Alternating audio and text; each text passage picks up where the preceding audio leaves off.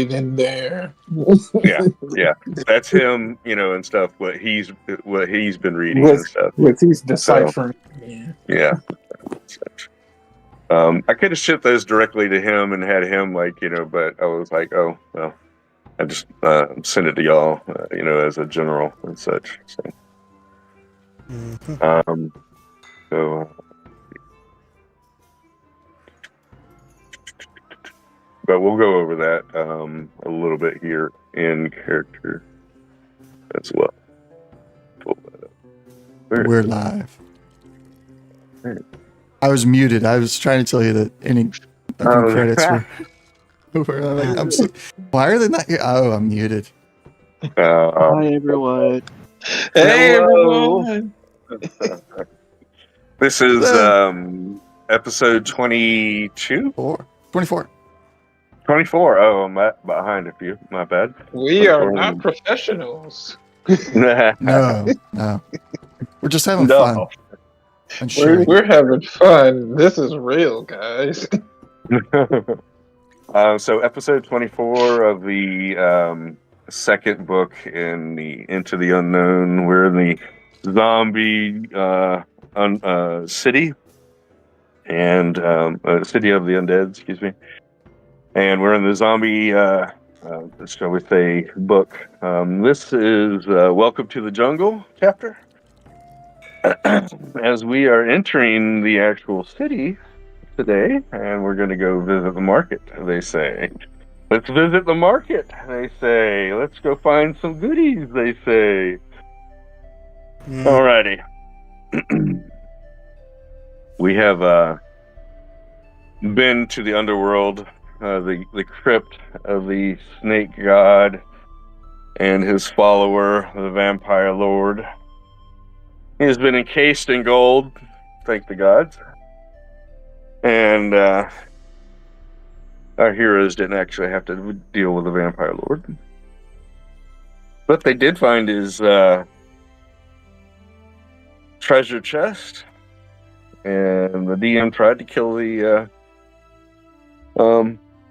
rogue again. The rogue, but he, passed all of his plus 20 tests that I was trying to, have him fail. But he did them all. He did them great. So Necra there, she survived and such. So even had one. The big trap was just gonna smush you, but you had to figure that out too. Good luck for crap, but you can certainly duck. And with the help of Ashura closing the little vent holes for the, I was going to say poisonous, but the paralyzing darts. There we go. The multitude of paralyzing darts that y'all would have had to deal with. So anytime a candle flickered, a poison dart would shoot out and such. So Necra couldn't quite go through there good enough to make the candles not flicker. So, we Ashura covered up all the holes eventually. And we actually come out with one of the darts in question. It's a green liquid dart. Is a paralyzing dart. It lasts a few rounds, but it wears off quickly. So it's somewhere around 4 or some odd rounds that you were paralyzed. Not quite. While you are away, you asked Banthor to, hey, can you check in this book and find any points of interest, maybe where the stones might be, or look into the marketplace or any major points. And while you were away, while you were doing that, he was able to decipher some things. But we'll get to that almost in a second. Sorry, I forgot that there's a couple other things we wanted to do first. So you get out of the crypt and you, holding your goodies and such, you come back to the windmill and come back to the farmhouse. You can tell that there's a storm brewing in the distance. So Banthor has been taking his time patching holes and making sure that water doesn't leak in too much, and so that we can have a good sleep when we get to that point, and your stuff not get messed up. You come in and you can see these posters. Basically, this is the only way I could really describe it. Sign maybe over some of these patches. Very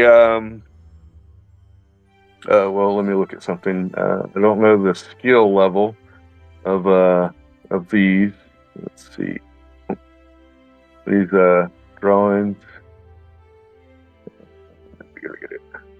Yeah. It looks like a kid drew these. But it basically.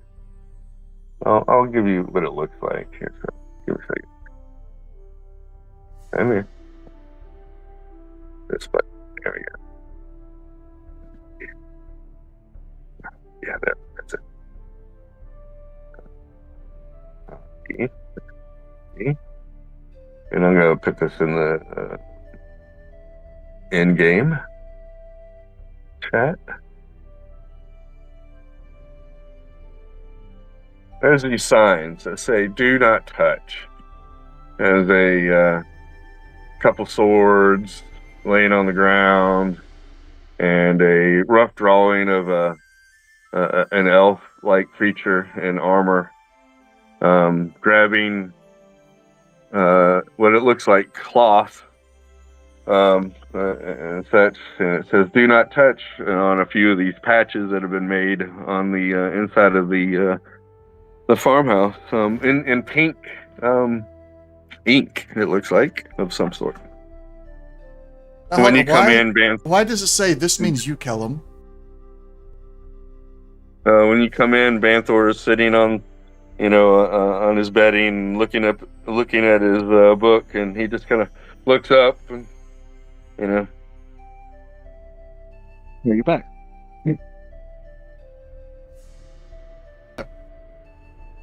The adventuring party doesn't look worse for wear. They actually have a pleasant feel about them as they come in, and then they see the pink posters. Yeah, there we go.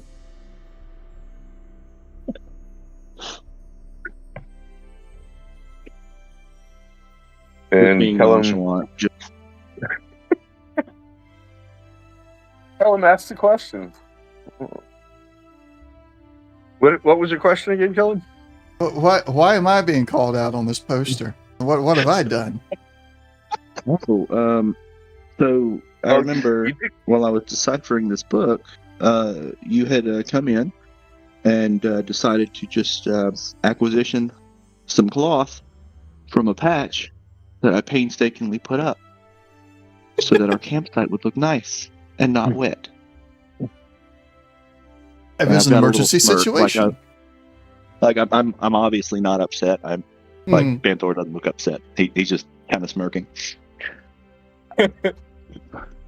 Okay, well there was, and I just kind of look around and see like spare cloth just lying on the ground, unused. There's plenty of other cloth here, Kellum, that you could have grabbed. I was in a hurry. Mm-hmm. Kellum will. Okay, well, I figured I'd make a little illustration just to make sure that you know which one of these cloths are currently in use. I see. Kellum's gonna go over to where his stuff is at, and he's gonna pull out his bagpipes.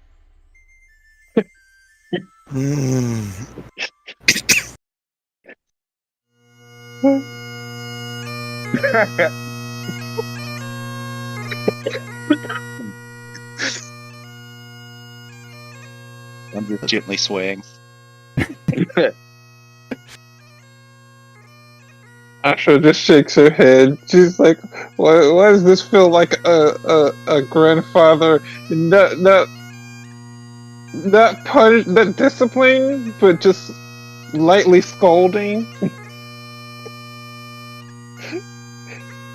It's just like Caleb hangs his head, goes places bagpipes in the corner. I didn't say hang my head. The only hanging my head is doing is to get to the mouthpiece on the bagpipes. There you go. So I trust everything went well in the crypt. Yeah. Yeah, things went pretty well. We brought back some goodies. If you could actually help us look at. When you ask that question, Callum will change the song he's playing to the one you've come to know he plays after a victory. That's his response.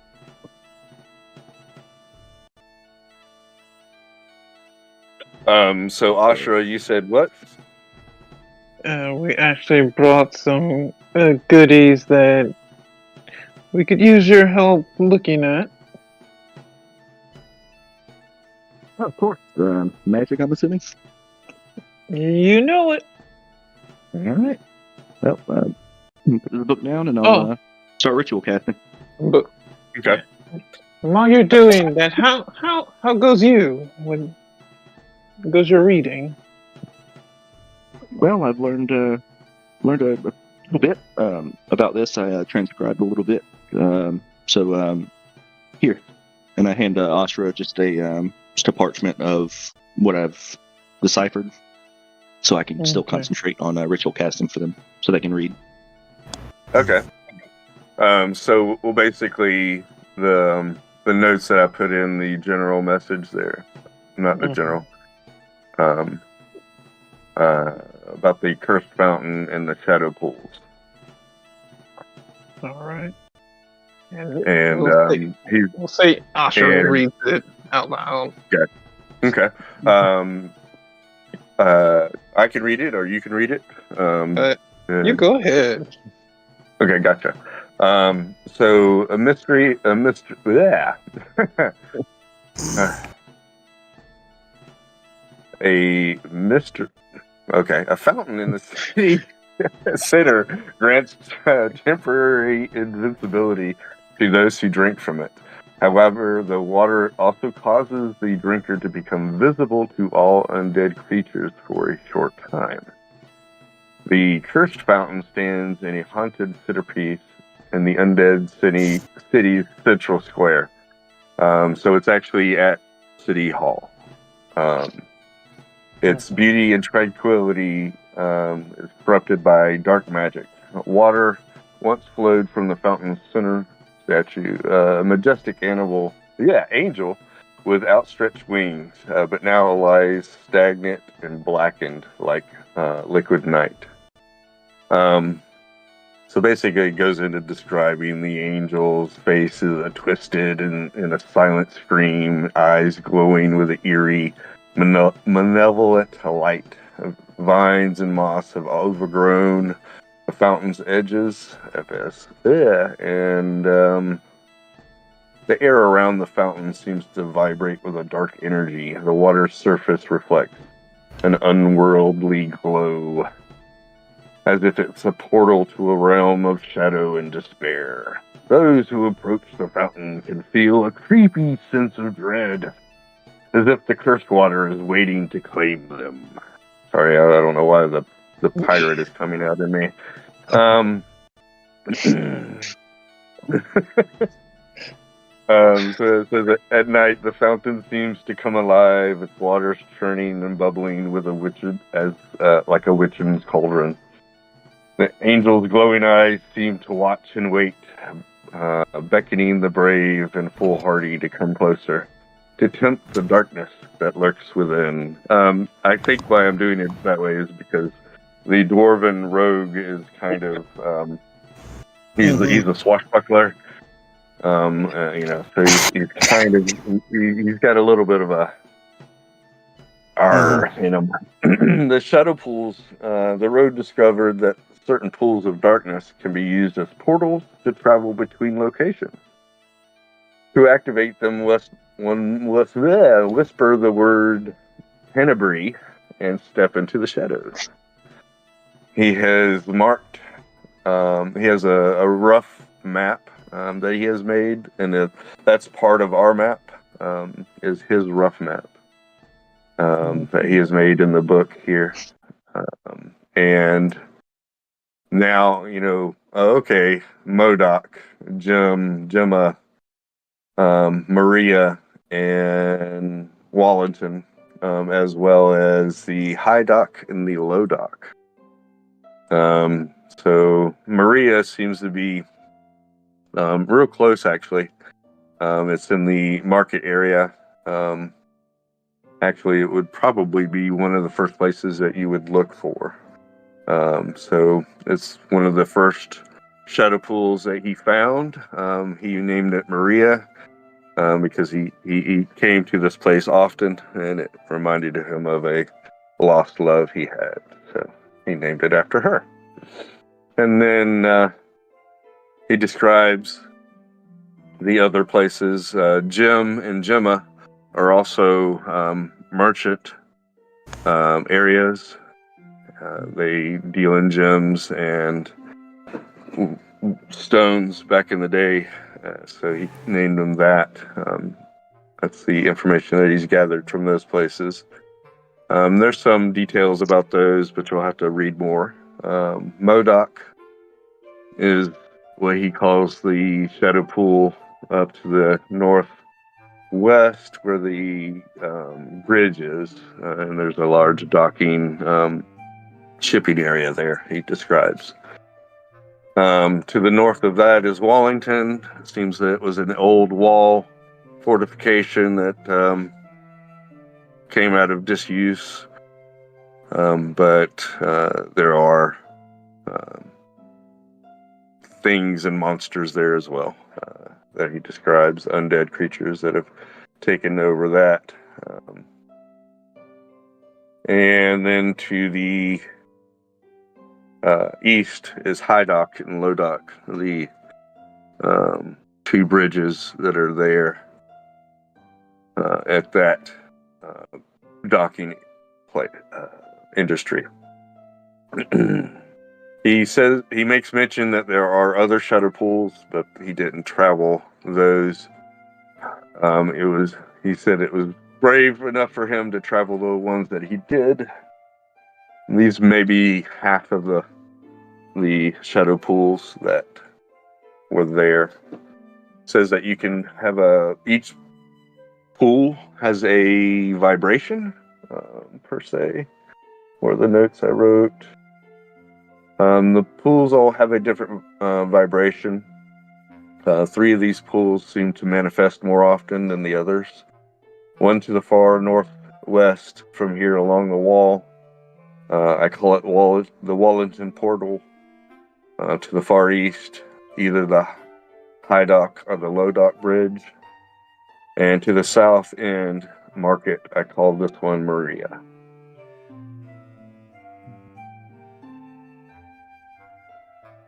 Those are the notes that Anthor has been able to decipher in a couple hours that y'all been on.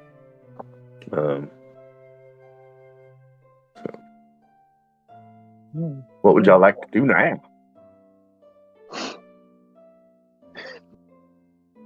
Wow. How long has that taken to read? Gotcha. So,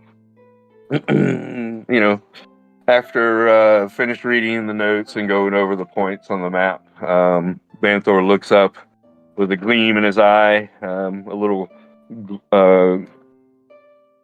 green and a silver light shining in his eyes. You look about the items that have been placed in front of you, Banthor. One is an amulet. It seems quite strong. One is a pitcher. And then there are 3 arrows that were carefully wrapped. 4 potions and a very shiny silver robe. I'll just go down the list and kind of give you a rundown, and then you can stop me when you want to. The amulet, like I said, is very strong. It radiates a... what would it radiate? Well, what I'll tell you is it does not radiate... None of the items radiate any necrotic energy. They do not seem to be cursed like the items that you have gathered before. Give me an arcana. Anybody? Okay. And what was I looking for? Crud. Oh, I don't remember. Yeah.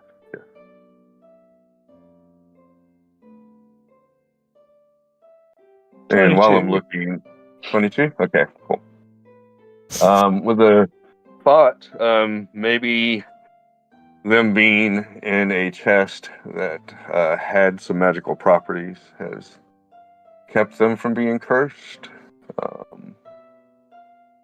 You were all protected within this chest and within the aura of the vampire, so it might be something that is keeping them from being cursed.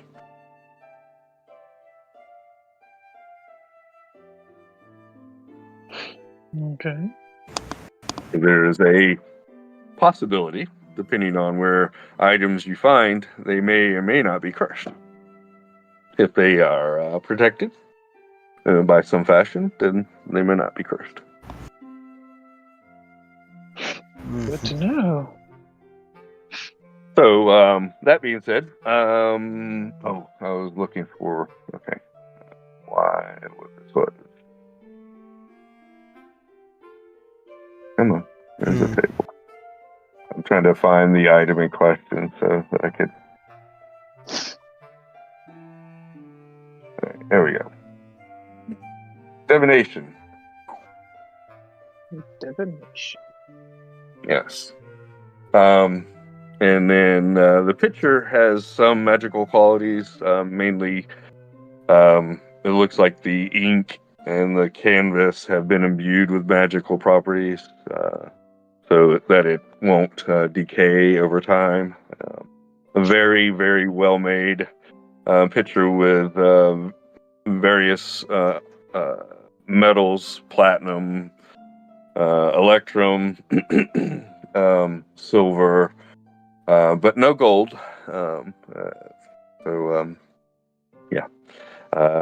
So depicting a handsome man with very long protruding teeth and scaly like skin.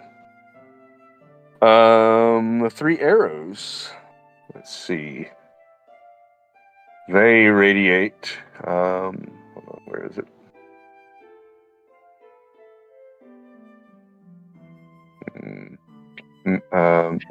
Very strong magic as well, but they are not cursed either. What are you laughing about? Tell me. Huh? You're snicking back there in the background. I'm trying to figure out. Yeah. Well, Gesundheit. Oh, a sneeze. Oh,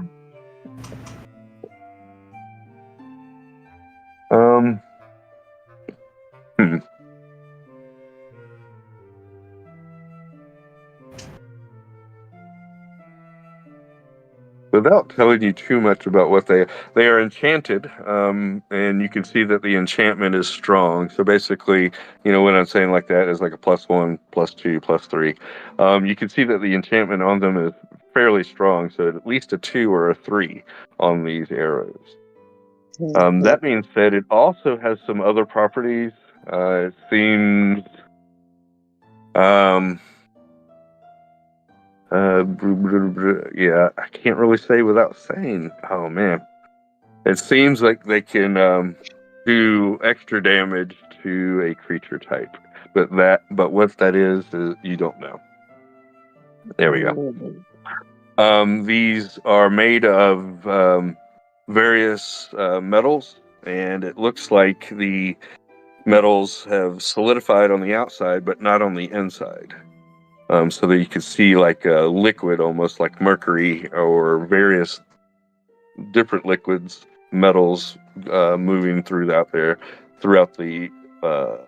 arrow. You can see gold and silver and things like that. So it's an odd arrow of different metals. The 4 potions all seem to be fairly strong.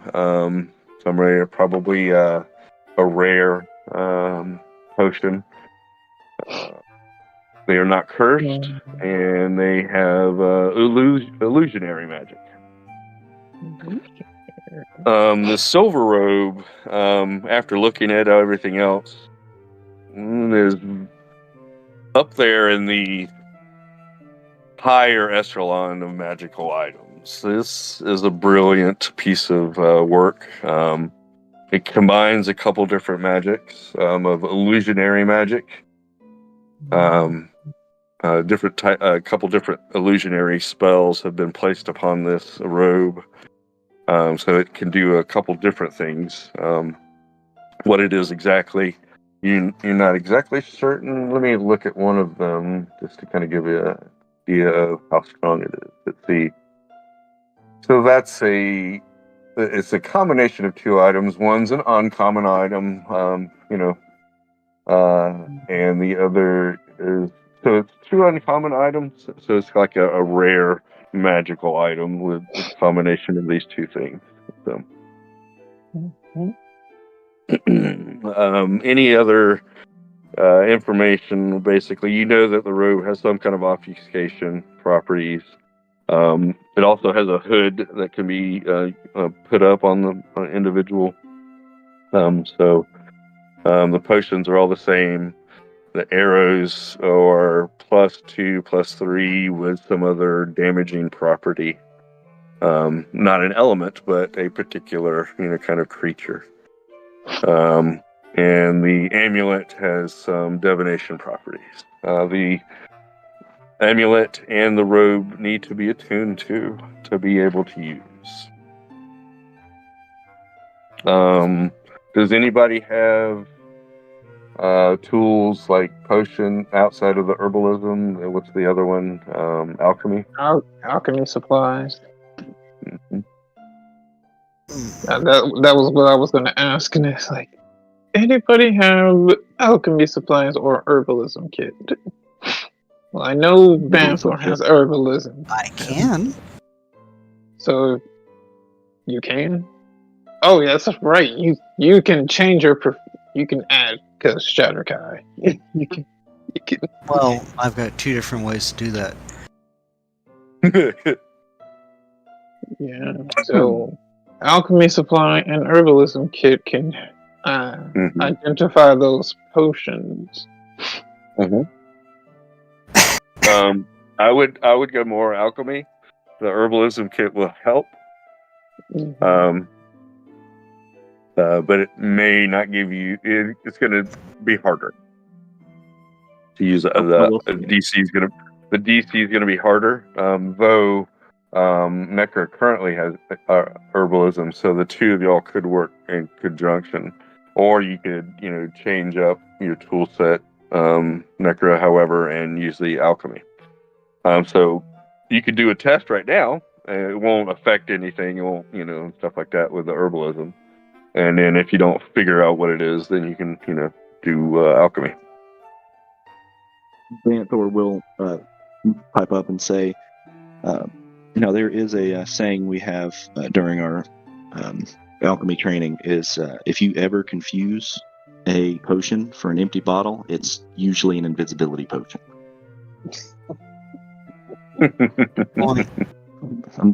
But we would need to test to make sure. True.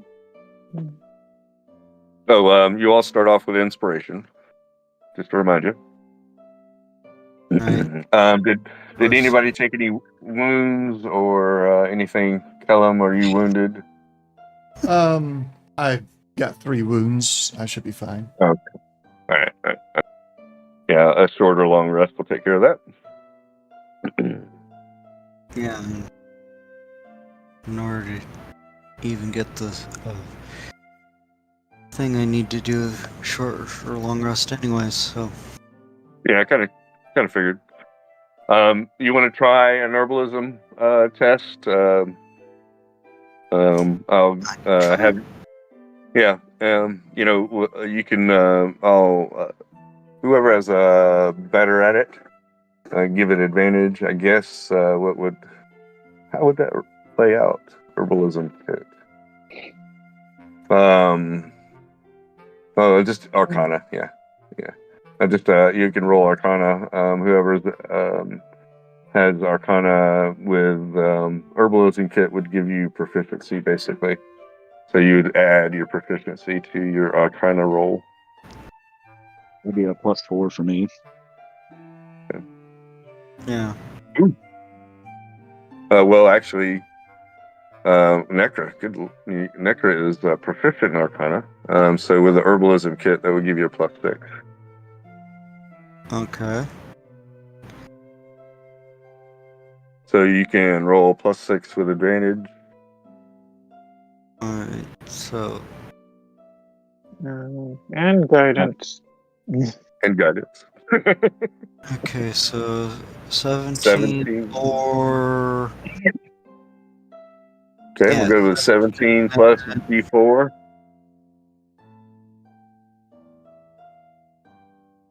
Uh, 19. 19. Okay. And with Banthor's natural assumption, you do find out that this is a potion or 4 potions of invisibility. Alright. One each? One each? So you can put those on your character sheet. Remember, your potion bag can hold proficiency. So I think y'all are at 3 proficiency. Yep. All right. So your potion bag can hold 3 potions. And these are potions that you can get to with a bonus action. Potion pouch. Potion pouch. Yeah. If anybody needs help with that, just let me know.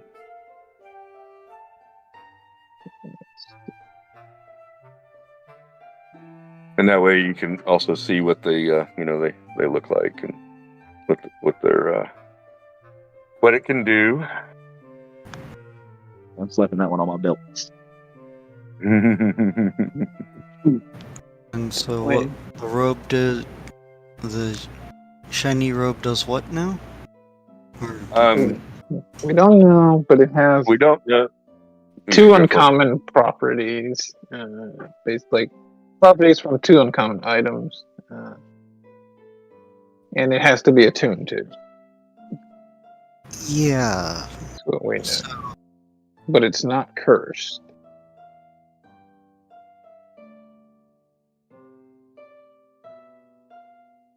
Any guinea pigs?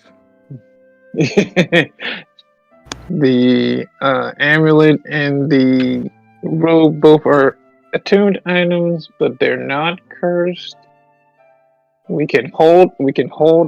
Someone can try, volunteer, or we can hold off till I can identify to be sure of what they do. Get the amulet on. Banthor puts the amulet on. That is the first thing that's not cursed. I want to see what this is about. All right. So you put the amulet on, and a green hand comes out and grabs you by the. No, sorry. Just playing. For a moment, you get a tingling sensation, and you concentrate on the amulet to attune to it. You get a sense of inner peace, and for a moment you just zen out. Like you kind of feel like you've gone somewhere else, and or you are nowhere for a moment. This is an amulet, a proof against detection and location.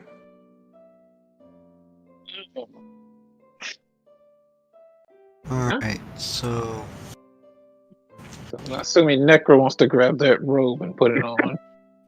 Yeah, there was actually the question of would it be more useful potentially for our squishy people or squishier people? Well, we know it's not cursed, so Asha will grab it and put it on just to see what it does. And if it Okay. fits you, she'll pass it along.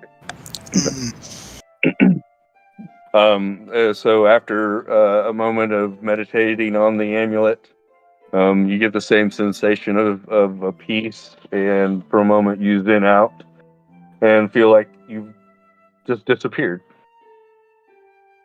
And then you open your eyes. Everybody's looking at you. And you're like, okay, I'm still here. But yeah, you have the sensation that you cannot be detected. On the road? What's that? The The robe? road? Who's going to put the robe on? Asha. Ashra already did. That's Oh. I still Yeah. have the amulet on. Yeah, Banfor still has the Oh. amulet. Asha, we're talking about the robe now. Oh, my apologies. I didn't. Maybe it was garbled, and I just assumed. Okay. So you put the robe on, and you get a sensation. It's a very to you, Ashra, is a very familiar sensation. You instinctively throw the hood up and look up at Nekra, and Nekra is looking at you. Ashra is no longer there. Nekra is looking at Nekra. oh goody disguise. You put the hood back down, and Ashra is standing there in a shiny robe. You concentrate on attuning to the robe, and you feel like you need to or want to go behind something and hide. This is a dual cloak, a cloak of elven kind with a hat of disguise. So you put the elven cloak of elven kind, attune to it, and then put a hat of disguise on. You don't have to attune to the hat of disguise. We just use the feature. Oh, that's neat. Yeah, I think this would probably fit Necra.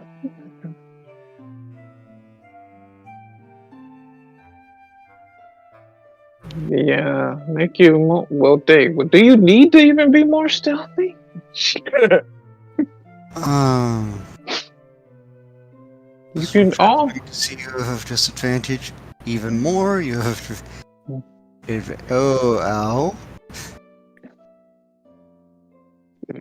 Yeah, you they have disadvantage on perception checks to see you. They have advantage on stealth. Checks. Okay. Now that's just. Alright. Hat of disguise lets you cast disguise self.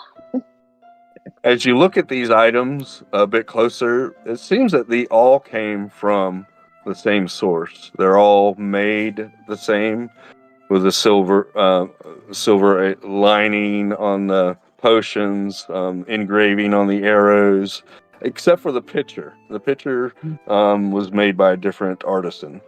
But the amulet, the arrows, the potions, and the robe all seem to come from the same source, as if this was an ensemble and such.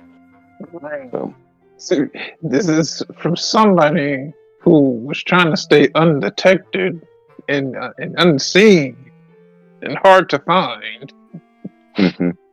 You put everything together: invisibility, a cloak that helps hide you, disguising you, and an amulet that keeps you from being detected.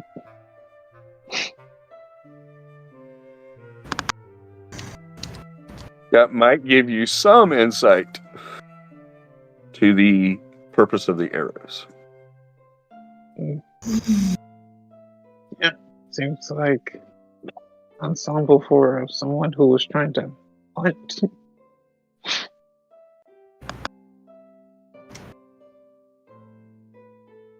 Well. Okay.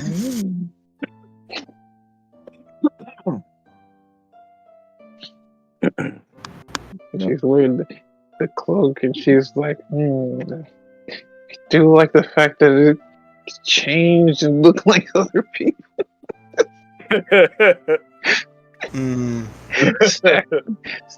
Stack on top of stacks. She's just thinking the things I could get up to.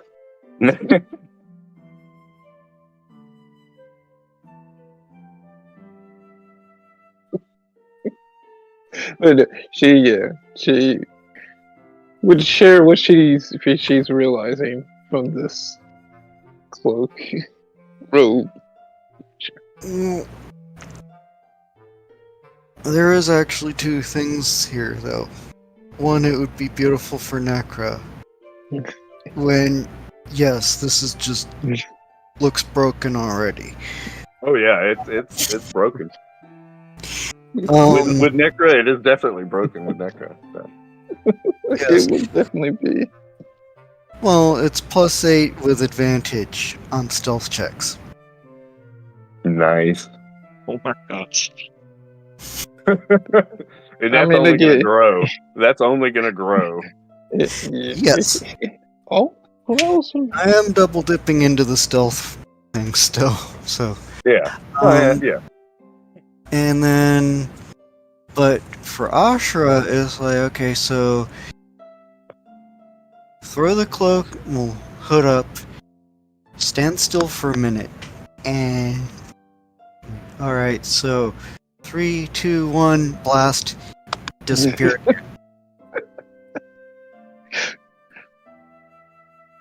Yeah, having advantage on spells is nice.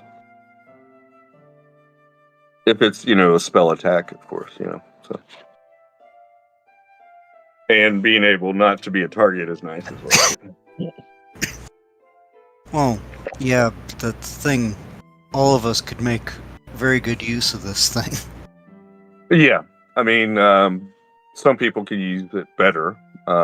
Kellum wouldn't use it as much. He could use it to get into a situation, but I don't think that after that, he's going to be in the situation, kind of thing. Ashra, yeah, that sounds pretty fun. Having a hidden mage type individual. And of course, putting on Necro is going to be broken. And well, also, just anybody getting a little bit of surprise. Oh yeah, is good. So.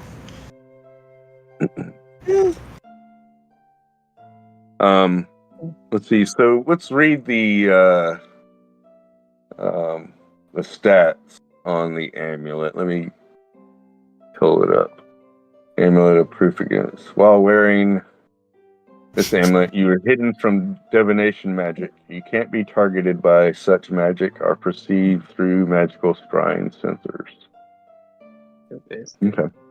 It makes it hard for them to scry you, to anything that can seek you out. You stay hidden. So while they visibly can see you still, if they were trying to scry you to hunt down your location, they wouldn't be able to. Right. So,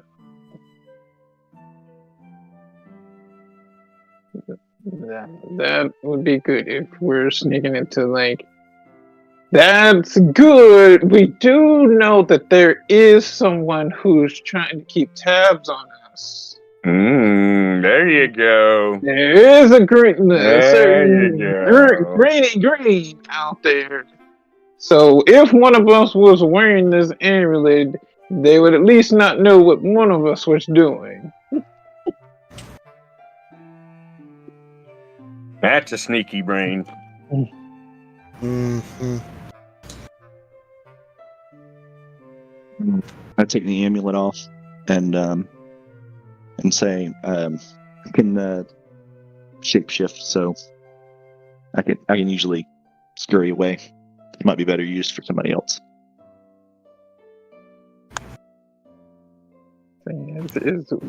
Whose presence would be better unseen by our enemy? Potential enemy. At this point, I can't think who would be more of a target person of interest, so mayhaps set it in a pouch for the time being until we figure that out. Certainly. Do that. And this cloak.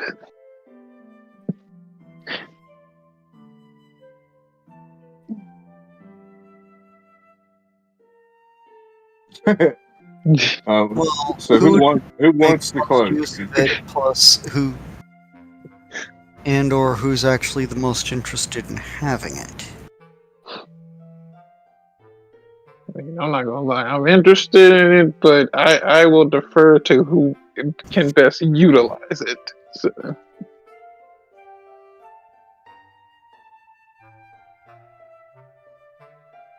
And that's Kinda probably going to be Necro. Like, That's going to be Necro. It's going to be Necro.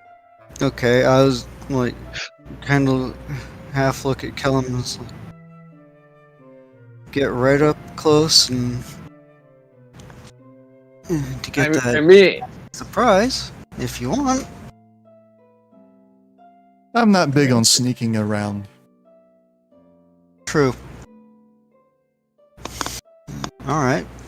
So take the cloak.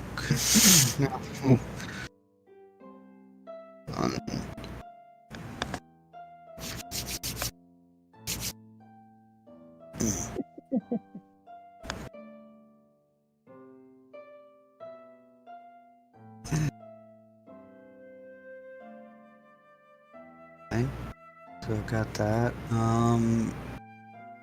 And kind of look harder at the arrows now that it got some more information. Mm-hmm. Would like to try to work out from the metals and whatnot what they might be actually against or might do Okay. extra damage to. All right. Okay. Give me an Arcana check.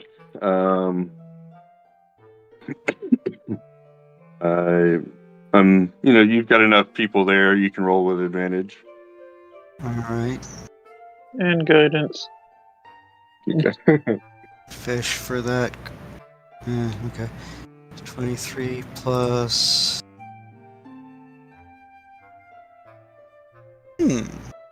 25. Oh, nasty.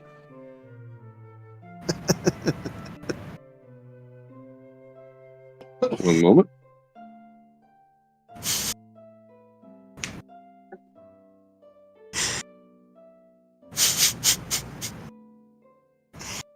So with a 25, you could pretty much discern that these are slaying arrows. Knew it. Mm-hmm. What So specifically?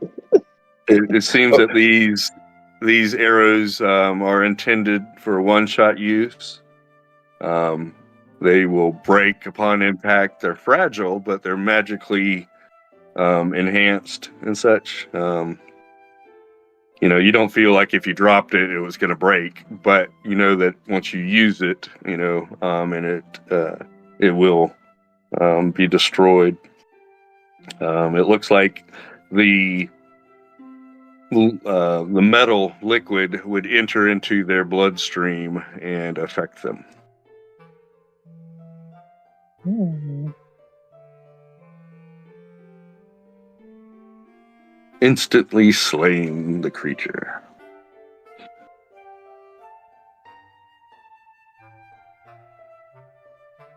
So these are not just more damage. This will destroy the creature. As if it had been hit with a disintegration spell or something like that. I'm not going to say disintegration ray because it enters into the bloodstream, and so it'd be like they were hit with a disintegration spell or something like that. So. Anyhow, yeah. But what the actual creature is, you are going to have to kind of maybe figure it out a little more. Okay. So we're not obviously let Necro hold on to him, but don't use them until we actually know what they're good against. Yeah. And once we're through the items, well, do we want to take a quick rest just to make sure we're fresh for the fight, and then head to the marketplace, or just head out? I mean, I don't really get anything on a short rest, but if anyone needs to, I'm at full health right now. Anyway, It's midday. I mean, we took a short rest because it takes a short rest to attune anyway. So True. If anyone needed the benefit of a short rest, they could go ahead.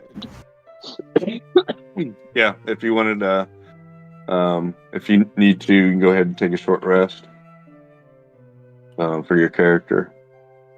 That replenishes anything, a few hit points, any blah blah. Kellum will get his second wind back on a short rest. It's a fighter. Mm-hmm.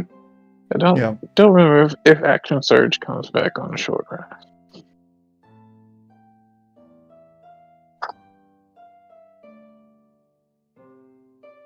And then also remember to put your heroic inspiration on if you don't have it already. Okay, let's click the inspiration.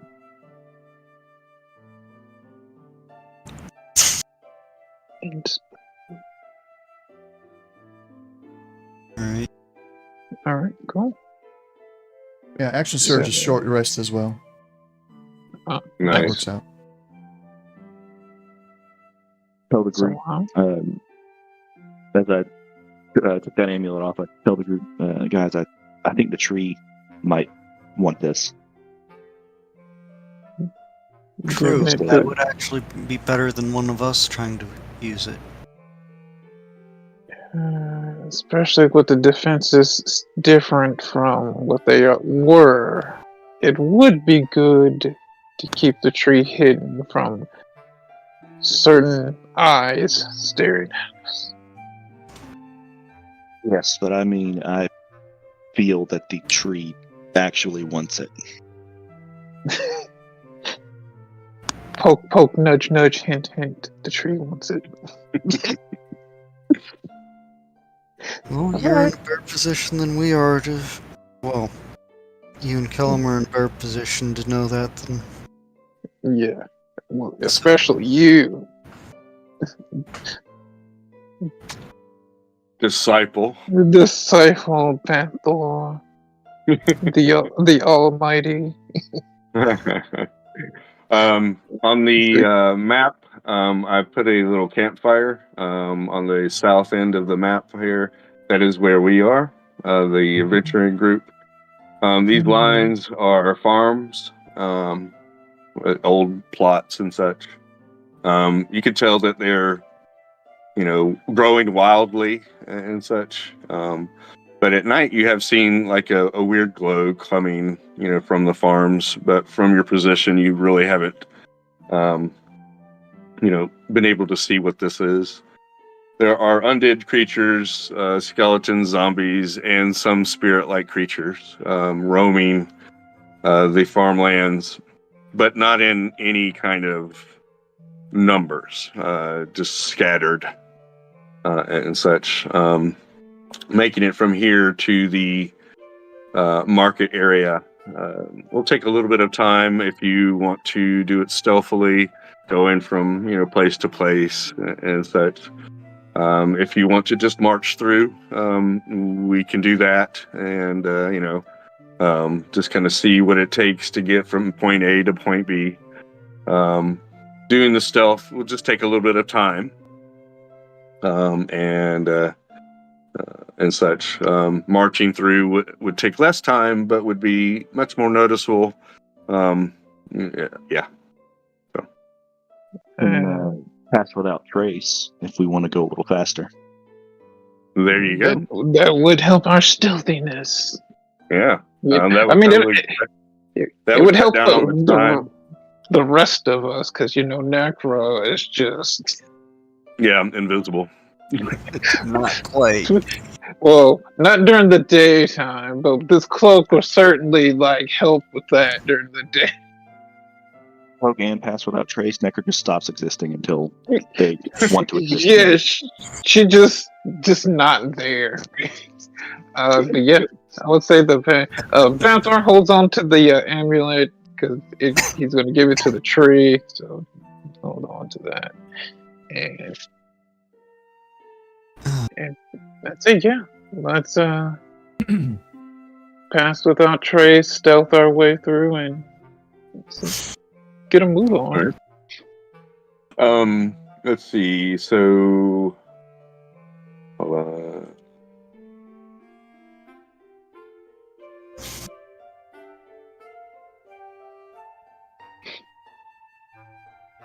you add to VTT, Banthor, or post that spell? Oh, that is so. Plus 10 to stealth checks within 30 feet of him. So, all right. so as long as we stay in 30. Necros with an 18 run around circles. Look at me! Haha! You can't. Just an 18? That's really with advantage. With advantage, yes.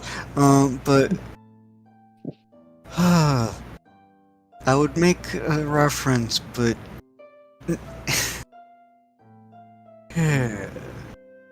oh my gosh! All right, well, here we go. Nat 20 on stealth, 23 plus the pass without trace, 33.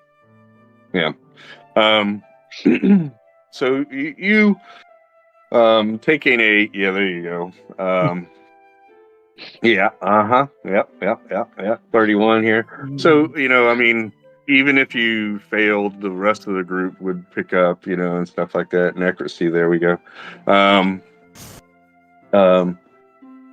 So you, not that you march through, but you spend some time doing stealth, and Necra runs around, and you go, okay, y'all come through here, I'll be back, and comes back, and y'all come through here, and and stuff. Go ahead. That good. I mean, she would be the one probably scouting ahead a little, finding the best pathways. Because the some of the fields are tall, and so there's areas where you'll be unseen from a distance and stuff. So all you have to do is just weave through and be somewhat stealthy, and you can make it through without any problems. So instead of taking, maybe 2 or 3 hours to get there, you make it in a nice, easy, hour. Just walking and, not a straight line, but somewhat curvy, going around this and that. Zombies, some spirits, and skeletons. They seem to be moving about without any purpose.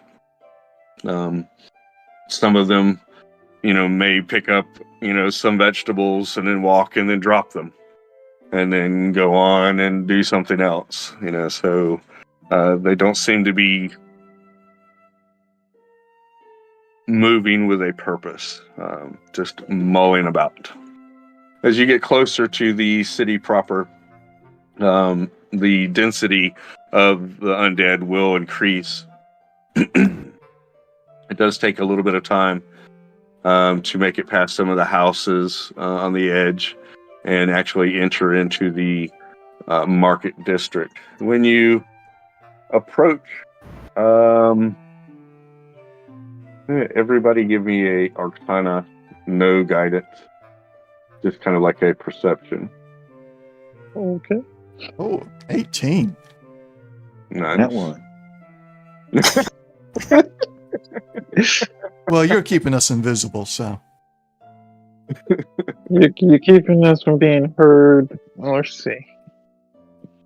Yeah, is that a concentration? Yes. Well, you said it took us an hour to get across. It's only up to an hour. That's awesome. All right. So, you get it. Yeah, it worked out great. Perfect. I'm going to use a sorcery point and re-roll that because I just don't like that.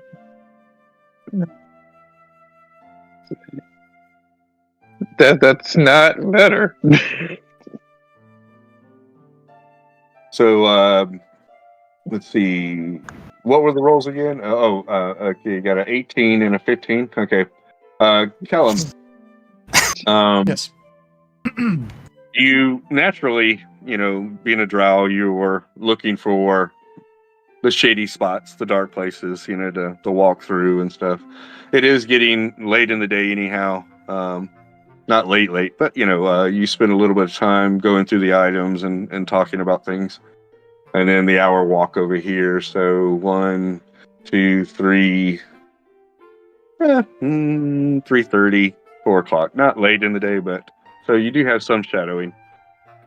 You're looking for a shadow, and when you find a particularly interesting looking shadow, as the shadows are moving and coalescing around each other and swirling. Banthor, never mind. Puppet step in it. You're not looking where, and stuff. So, Kellum, you perceive, you see this swirling mass of shadows. Yes. Mm-hmm. And you feel it more than see it, and then like, oh, wait a second, what's that? You're the only one that perceives this. The rest of the group, doesn't see it. It is to the side of a large merchant's building. Okay. I'll stop the party, and I'll point it out to those that could perhaps identify it better than I can, and prepare my weapon. All right.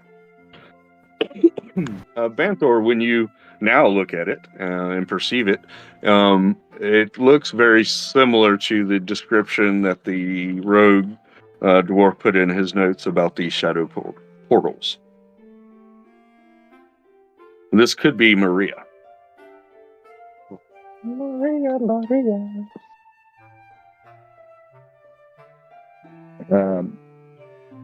I'm gonna, since I rolled a 1, I'm perceiving it as like just inconsequential. So I just kind of touch it. Okay. You reach out and my foot in it. You put your foot in it? Okay. Yeah. You reach out and put your foot in it. You're like, okay, it's just shadows. You put And your left foot in. You put your left foot in. Right. You put your left foot in, and you get a vibration, a feeling coming from your foot, and you can feel that your foot wants to go in 3 different directions. Pull my foot back. Okay. And you felt that these other directions had vibrations of their own. I pull the book out, kind of thumb through it.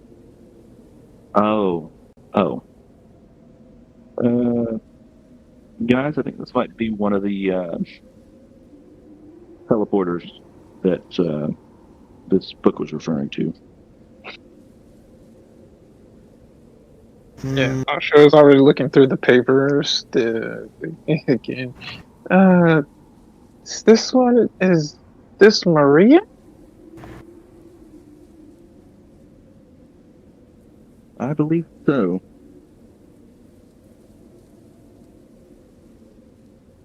And these pools connect to each other? We're putting things together?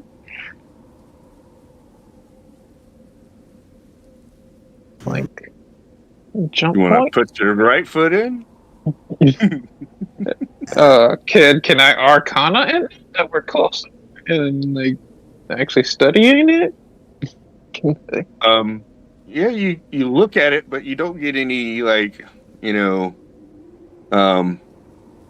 information. Just looking at it, you're like, okay, it really, and you turn around to the group to like, and your shoulder kind of gets close to it, and you can feel the vibration as you're like close to it. So touching it or being near it is going to give you more information. Right. She'll put a hand out into. Okay.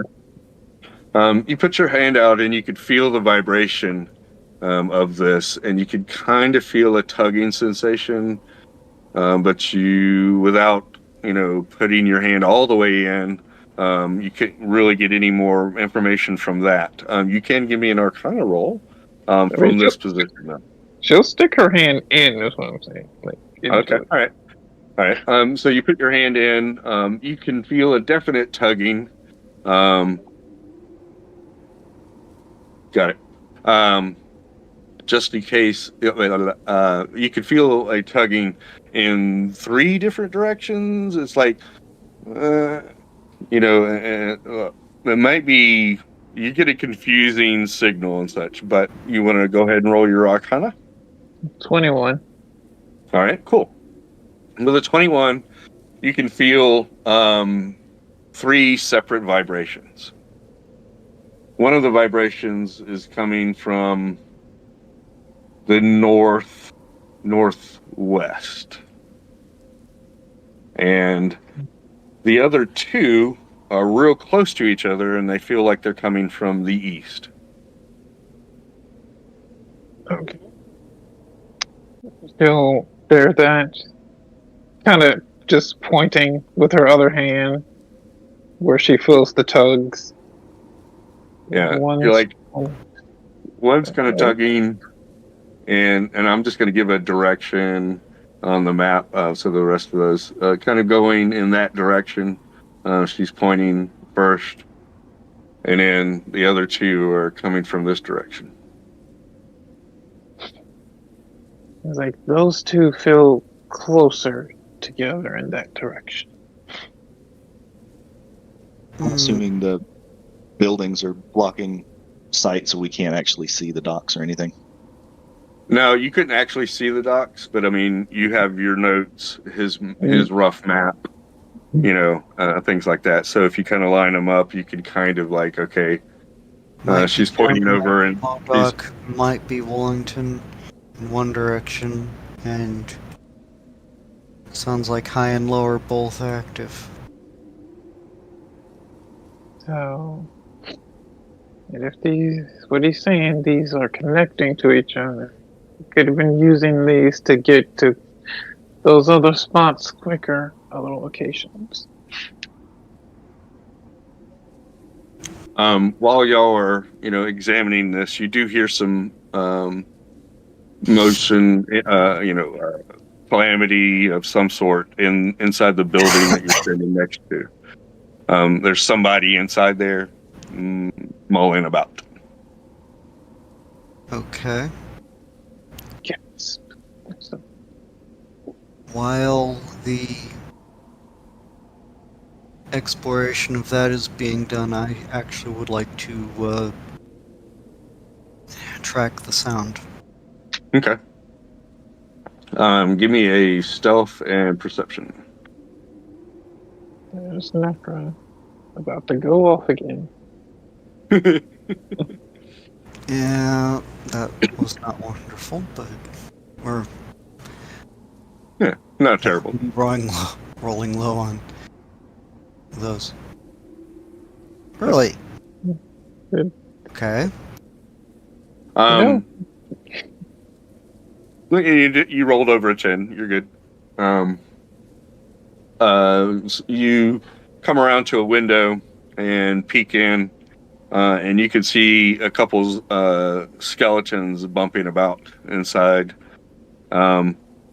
Not unlike the skeletons and such that you saw in the fields. Not really moving about with any purpose, but there is some activity inside this building.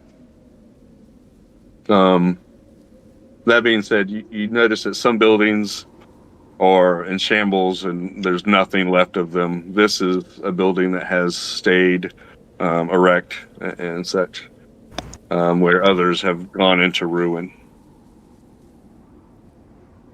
Could be the proximity of the shadow portal keeping this building up, or some other means. Mm-hmm.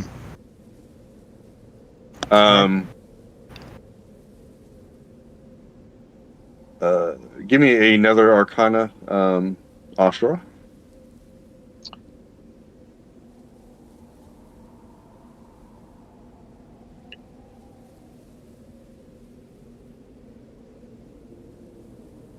Oh wow! I am going to use what is the thing called? I don't like that. Inspiration? Yeah, that thing. Let's roll that again. There you go. That's better. You can tell that the one that is going to the west is probably not Wallington. It doesn't feel like it's pulling you far away. The low dock, you're pretty sure that the other one's going to the east are the low docks. It seems like that is a greater distance than the one pulling you to the west. Okay. She'll share that with Banthor, who's probably next to her, because Necro's probably disappeared again, like Necro does. So, and Callum's just probably staring off into space. No, I'm he's watching you guys' backs. Yeah, he's keeping watch. Yeah. Kellum, you do notice activity down the road.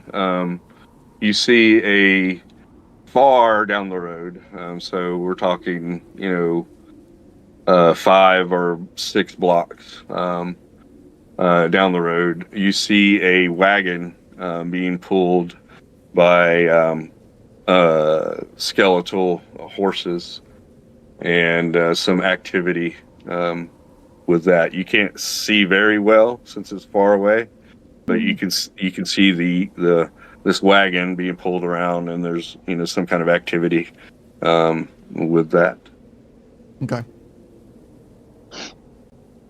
Yeah, While Banthor and Shura are working on this portal thing, I'm gonna kind of toss an idea their way. These skeletons are apparently looking for the same thing we're looking for, right? Except they want to get it and prevent the cleansing of those altars, correct? High possibility, yes. Fair Is assumption. there a chance that there's something out here that is animating these skeletons in the same way that the constructs had their platform? And if we destroy that, then we've gotten rid of all the undead.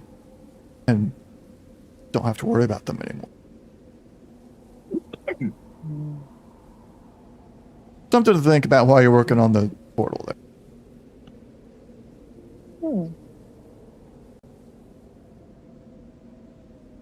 So we have a couple different pieces of information. We've got a wagon down the road.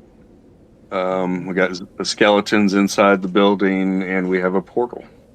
Yeah, the portal, and Asha's like updating Banthor, like with the crude map, like where she's feeling these things are tugging and pulling, and so kind of updating that map. Right.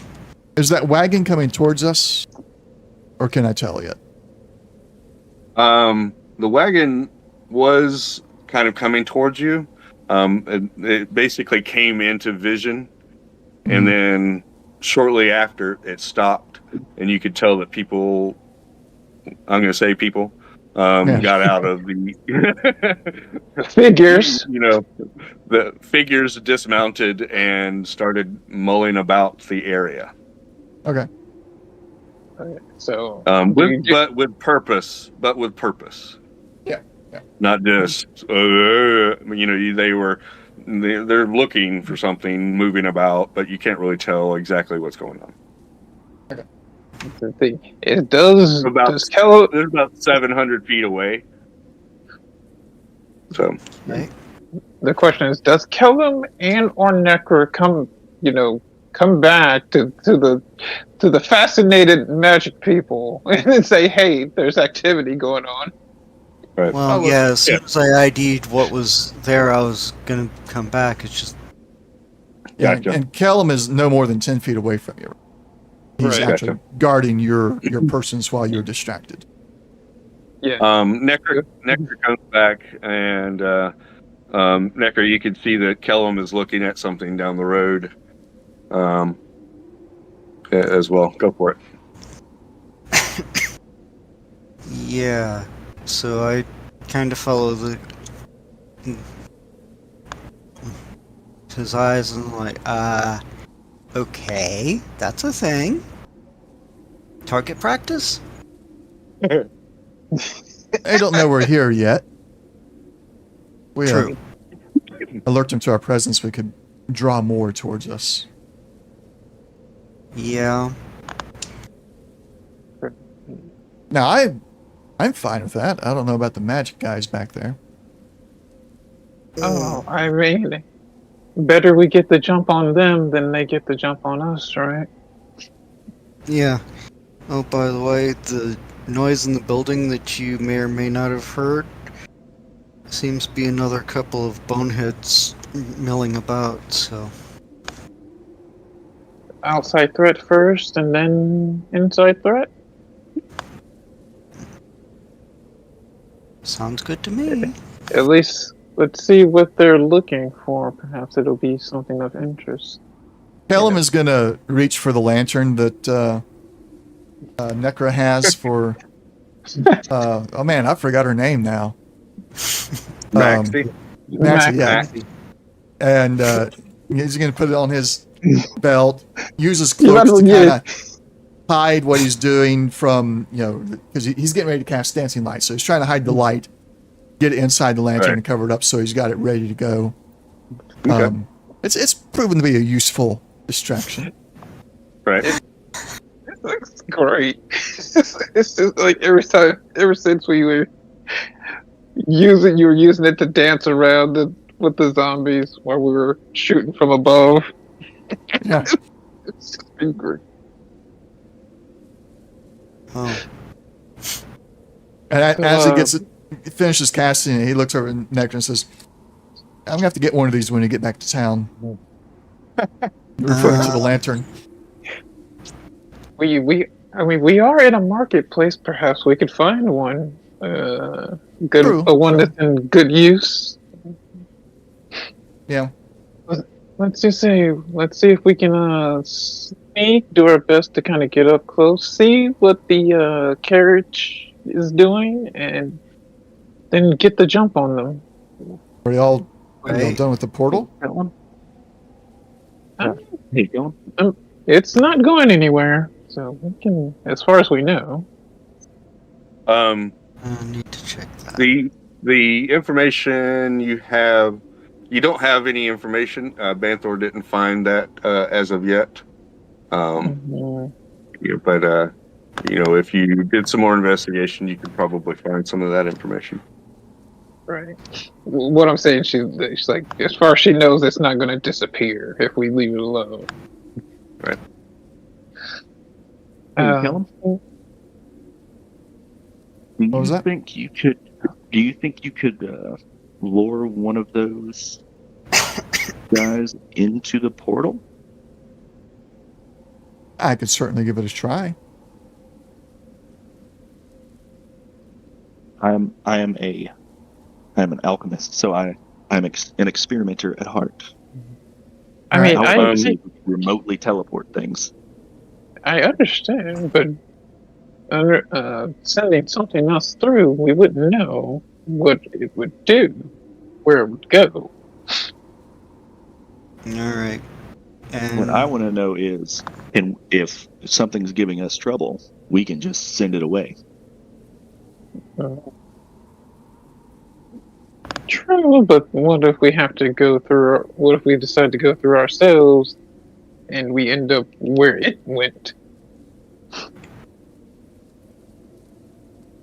That sounds like tomorrow's problem. That is a problem for future us. Yeah, that you killed me with that one. That was awesome.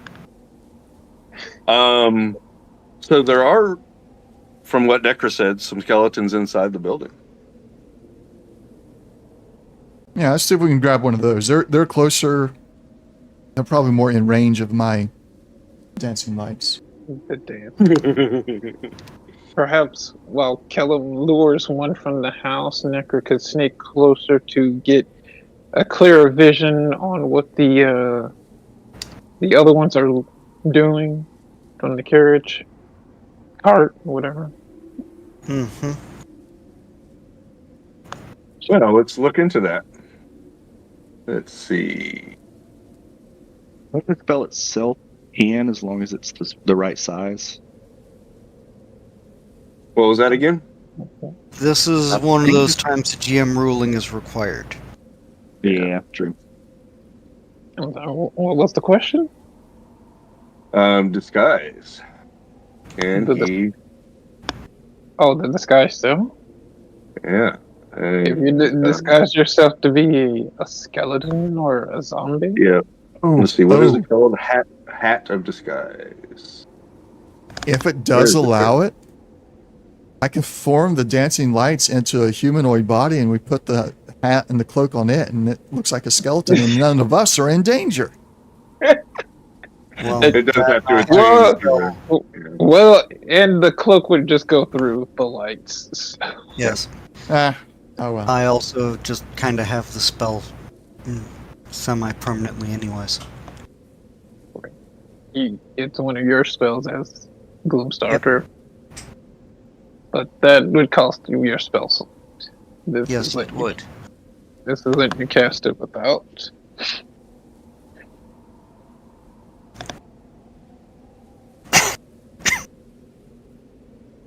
So it's an illusion spell. Yes. That you can't change your body type. Nope. So you still have to be 4 arms, whatever, appendages. 2 arms. 2 arms. Yeah. You know what I meant. You must adopt a form that has the same basic arrangements of limbs. Otherwise, the extent of the illusion is up to you. The changes wrought by the spell fail to hold up to physical inspection. Yep. But, you could look thinner, fatter, taller up to an extent, shorter and up to an extent, and stuff like that. So, Is that disguise stuff at will, or is it like charges? The hat gives it at will. Well, at will. It's at will. So yeah, you can just do that. Just keep switching. So. Yeah. So yeah, you could look like a a wraith-like or skeletal or zombie-like creature. All right. So, realizing that, and it's like, well, I could try this. Pull the hood of the cloak up, and basically mimic the appearance of one of the skeletons that we've already bashed. Yeah, like the skeletons inside the building that you just looked at. Mm-hmm. Gotcha. And So they have some tethered clothes on and stuff like that. Maybe one of them was holding some kind of tool or weapon. So just could be one of these shambling skeleton-like creatures with some clothes on and a weapon in your hand. all right. So now, I'll scout it out. Please keep an eye out in case I'm less than successful. You do have like signal arrows that can make whistles and stuff like that. You can shoot them in direct. I'm not gonna leave visibility though, if I can help it. Gotcha. We have practiced our hand signals too. So Gotcha. Yeah, you and Ashra and Necra, because of him just popping out of existence, or her, excuse me. right. With that devil sight. Gotcha. Yeah, so what are you doing there? So there are hand signals, so we can pay attention to. But before you go off, Ashra will give you guidance, so you have that in case you need to do any checks. All right. All right. So.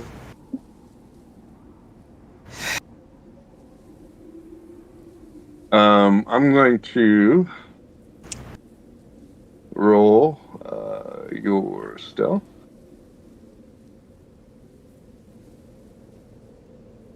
Well, you're not stealth. Never mind. You're not using stealth. Never mind. No. You're using. Yep. Okay. Deception, I think, is the appropriate skill if you need a skill check. Deception or performance, one of those.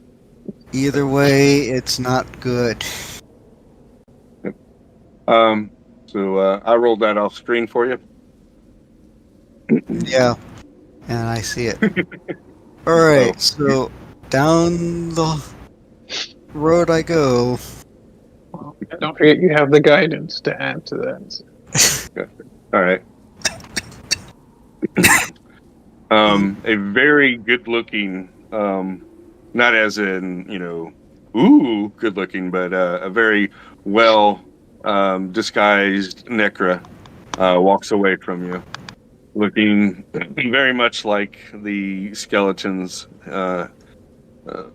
she just looked at inside the building. And you're going to go check the carriage, correct? Mm-hmm. Yeah, get eyes on what the carriage is doing. Got it. I don't know if any of us want to try to sneak just a little bit more up, so we're ready to react if need be. Or if we're going to stay near the portal. Did y'all want to, while Necro was doing that, did y'all want to try to wrangle one of the skeletons into the portal, or were y'all going to keep an eye on Necro? Either one's fine. I just want to make sure that we get clarity. That was what Kellum and Bantha were doing. So I think Ashra is going to kind of creep a little bit along with Necra. Mm-hmm. Let her go ahead, obviously, and try her best to stealth. So basically, so we're not, one person's not going off completely by themselves. So. Gotcha. While they wrangle a bony thing to go through the portal. Okay. Astra, did you want to roll deception? Yeah, roll deception. Sure. Okay. Let's see. The first time I'm rolling deception. And Kellum, Yes. get you to roll. 25. All right. That's nasty. Kellum, you can roll performance or deception. They're both the same. Probably same as mine.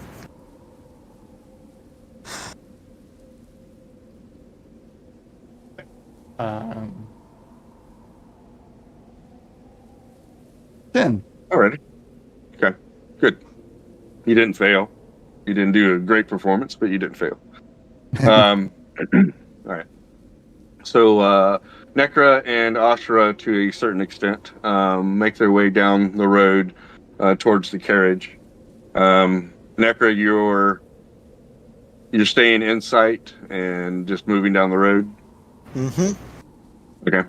And Ashra, you're kind of trying not to stay in sight and moving down the road at a distance from Nekra. About how close do you want to get, Nekra, or do you want to start the closer I get, more information kind of thing? About 150 feet. Gotcha. All right. I'll give you some more information before you get to that point, and then we'll go from there. Kellum, you're able to use the dancing lights to attract one of the skeletons out of the door and around the corner to the shadow portal. When it reaches the area where the shadow portal is, it stops and doesn't rush out go and push it forward. through. All right. You rush out and push it through, and Banthor, you poke your head out to watch what happens. Henry. What's that? Tenebrae. Tenebrous. You call out the magic word to activate the portal. The skeleton vibrates with great energy, and you can see for a moment that it no longer is walking or acting with no intention. You can see for a moment a glimmer of consciousness as it looks around in horror and then disappears. Give me an Arcana check.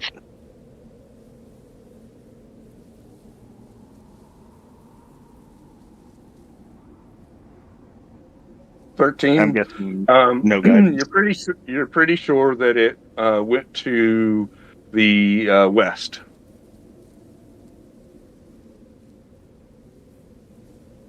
Okay. Wherever that portal is. But it just blah, blah, blah, blah, blah, and disappeared. Sucked away into the darkness. Tell Kellum, looks like we'll have something to fight when we get to Wallington. Oh, excuse me. That's fine.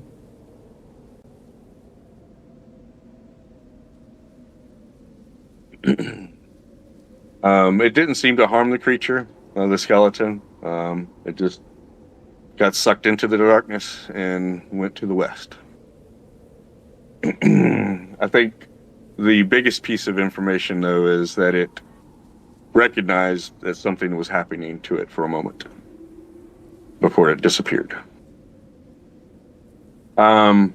As you get about 300 feet at the carriage, you can see that there is a large, dark,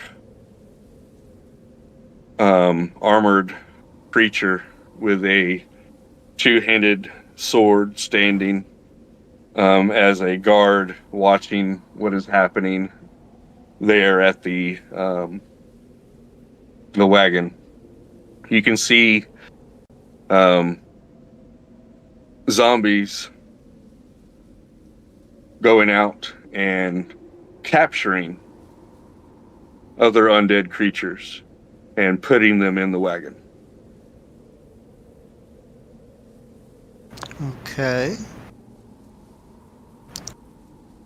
Am I still too far to get anything clearer about the figure driving the wagon? It's nobody is currently driving the wagon, but there's like I said, like this undead soldier Critter in basically. charge? Yeah, the guy in charge, and armor. He definitely seems to be more sentient, and he barks out commands and give me a second, infernal to these zombies, and then they go about looking in different buildings and coming out with skeleton creatures and throwing them into the wagon. He stands about 7.5 feet tall. You can't see any features because he's in full plate metal.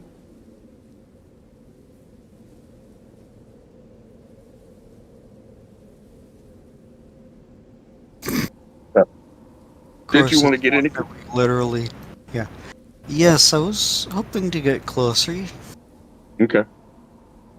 Hopefully, Ashra is within 120 of me. Yeah. Yeah, Ashra is keeping eyesight, which is at least, the 120? Yeah, the 120. Got it. Range for Firebolt and or Eldritch Blast. So Exactly. You move into 200 feet, and the skeletal guard in question looks up and sees you coming down the road. He cocks his head a little bit. And do you know Abyssal? Infernal? Infernal? No. Okay. Barks out a few commands, and a couple zombies start to move towards you. All right.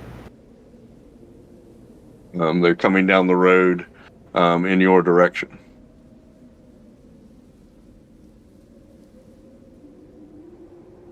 Okay. They have nets and chains, shackles, and these spear-like weapons that are kind of like have clamps, on the end of them, so they can clamp on to undead creatures and haul them around. Okay. So they're what? Still... Yeah, they're still marching towards you. Yeah. Alright.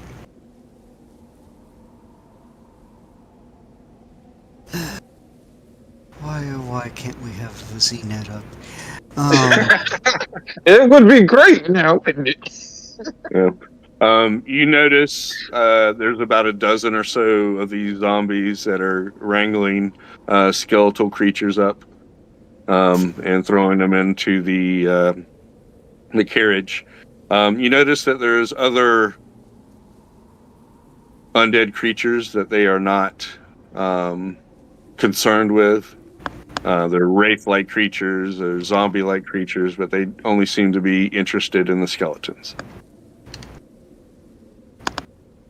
And they're coming to. Can I see that they're coming towards Necra? Yeah, Necra stopped for a moment, and then continue going forward. When that happened, you notice that these other zombies broke off from the group and are headed in your direction. Do I see the black armored one? Yeah, you can see him. You notice that after it barked off some more commands, that these two zombies started headed in your direction.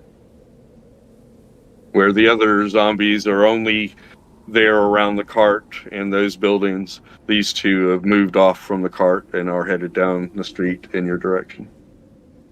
The street has become devoid of any other traffic outside of the four of you, basically, headed towards each other. All right. Alright. Cool. And where's the cart? Am I in firebolt range of the cart? Not quite. Necra hasn't quite reached, gotten all the way up there, unless you're, saying that you're going to continue moving forward and such. You're just shy of 200 feet out, Necra. Yeah. So 240? Would 240 do it? Yeah. I mean, Right. You were, you're about, like I said, 100 or some odd behind Necra. So, yeah, 200, 240, definitely.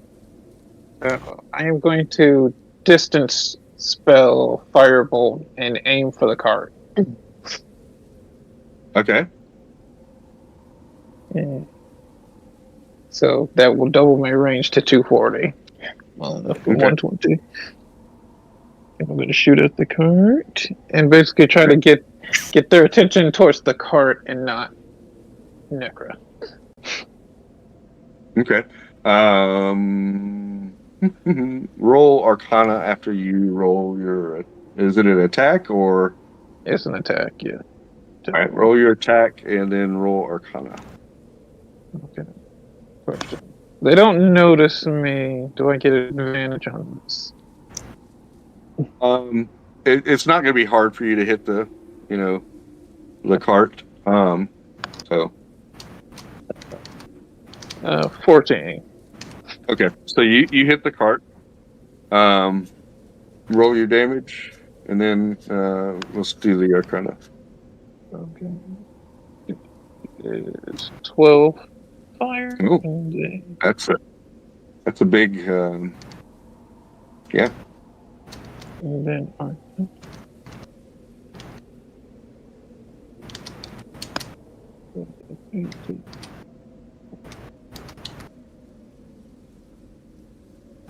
17.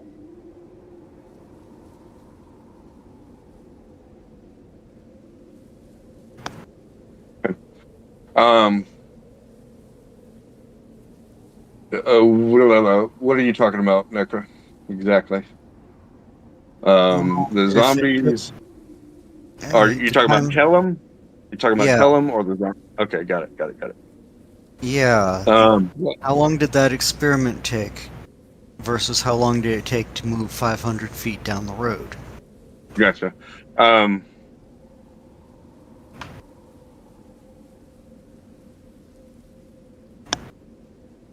We'll see then.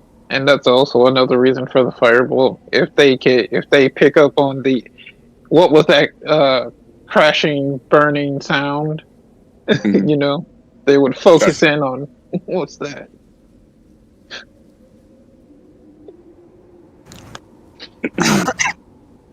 So I'd say it took about a minute or so for them to wrangle the skeleton and get their information.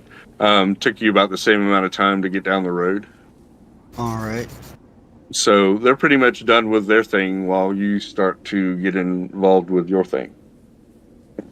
Hey. With the Arcana of 17 there, you're able to kind of mask that it came from you per se. Like shoot it up in the air. Shoot it up in the air and then it comes back down or something like that.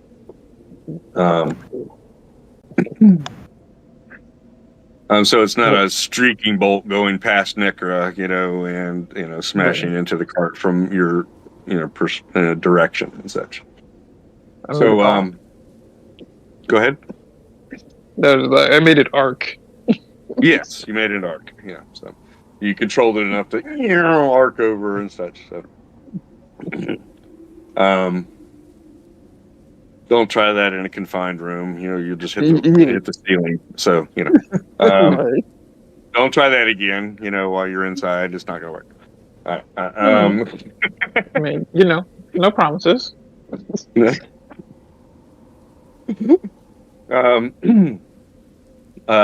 The Dark Knight turns his attention towards the cart and starts barking orders as a large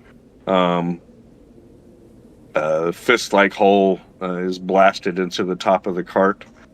Some of the skeletons inside are trying to make their way out of this, and the Black Knight turns his attention and starts to move over. Some of the zombies come over and try to stop the skeletons from escaping. When one of the skeletons is able to jump out, the Dark Knight takes his sword and slices it into, instantly destroying it. The other skeletons stop trying to pour out of the hole, seeing this. What do you want to do, Necra, during this? I'm still over 150 feet away, right? Yeah. All right.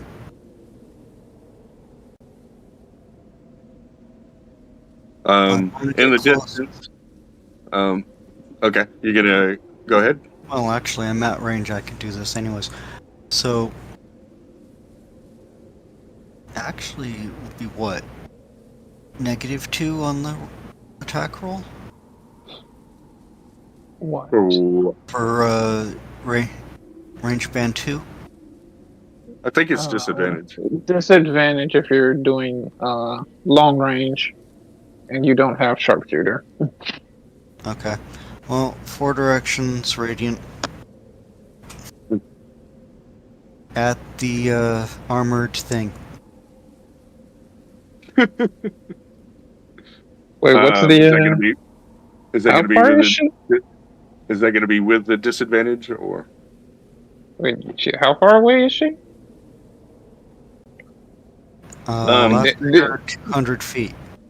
200. So you started out at 200 and you were walking forward. If you continued to walk forward, you were less than 200 feet, so 170. When Ashura did her firebolt and such, so you could move into range. 150. Right. Yeah. Range. Yeah. What's the range of the bow? Is it 150? 150 normal, 600. Short is 150. Full length is 600. Yeah. Oh goodness. All right. Yeah. So yeah, you could move into the 150 range and then fire if you wanted. All right. And let's see how well this goes. Down the road, Kellum and Banthor, you hear a smart. I'm going to use small, inspiration for that one. Well, you would have advantage because they wouldn't. They would be distracted and wouldn't suspect you. So. Okay. Right. Yeah, they're caught flat-footed. So. Great. You wouldn't have to waste your inspiration yet. Yeah. Just. But you hear a small explosion down the road, and you look up and you see a flash of light, of fire, at the wagon. There we go. And you're about to see a streak of light. Well, shoot from Necra. What did you roll? 17? Uh-huh. Okay. Is that good enough?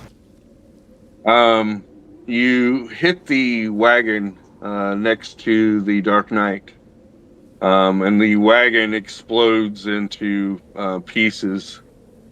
The Dark Knight is pushed back, and the skeletons scatter. There's some dozen almost skeletons that they've corralled at this moment. They scatter and the zombies are left in a disarray, trying to gather the skeletons and grab the pieces of the wagon at the same time. They don't know exactly what to do. It seems that the Death Knight, this Dark Knight, has been somewhat stunned by the situation. Okay. So down the road, there's a large radiant explosion as the wagon is destroyed. It seems the wagon was made from pieces of bone, maybe even like crafted together. Not to say like with twine or anything like melded together to make this bone wagon, shall we say. And your arrow hit it and destroyed it. Dang, the streak is broken. Yep. But he still destroyed something. So she still destroyed something with the arrow. So right, you one turn something him. else, but just okay. Seeing that, switch to scimitars.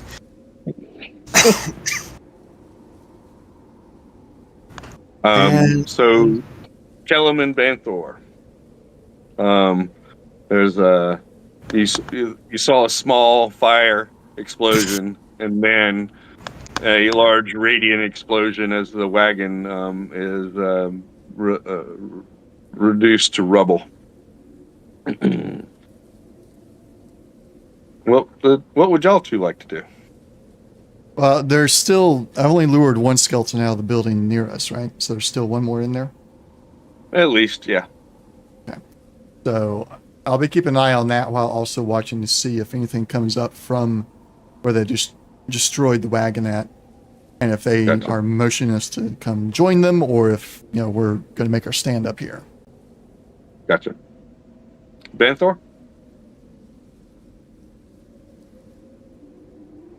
I'm going to I'm not going to be quick about it or take my time, but I'm going to try to stealth get closer to where the explosion was.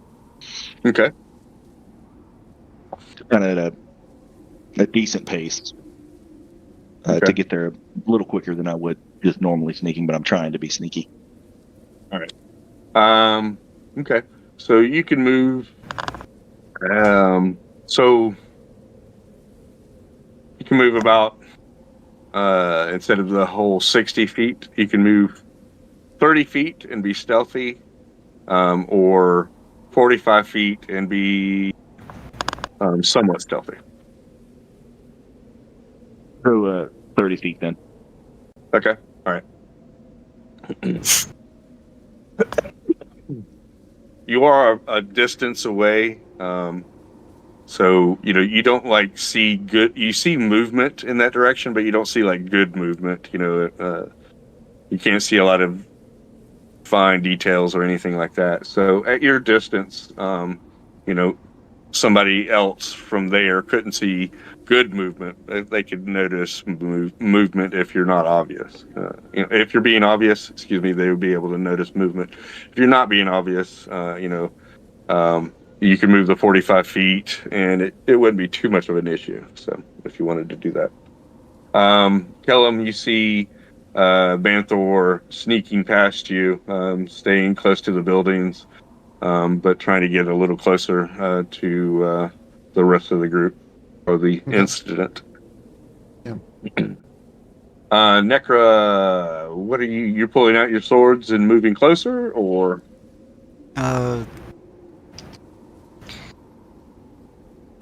Standing 2. Okay. And it is. Do we have a time thing? 11, right? Yeah. Yeah, 11 our time. Yeah. Okay. Yeah. So we got another hour. I just want to make sure. Gotcha. So you stop where you're at and pull out your weapons, Ashra. And might as well drop the disguise self too, but just. I mean, sure. Ashra is going to move closer, but stay behind cover. Okay. So you move another 30 feet, staying behind cover, getting closer to Nekra. You've noticed that she's stayed still and has pulled out her weapons. Right. And such. Did you drop your disguise then? Yeah. Okay. It takes a moment, but the Dark Knight regains his composure, it seems, and starts gathering the zombies together. They corral a few of the skeletons and start marching north. Okay.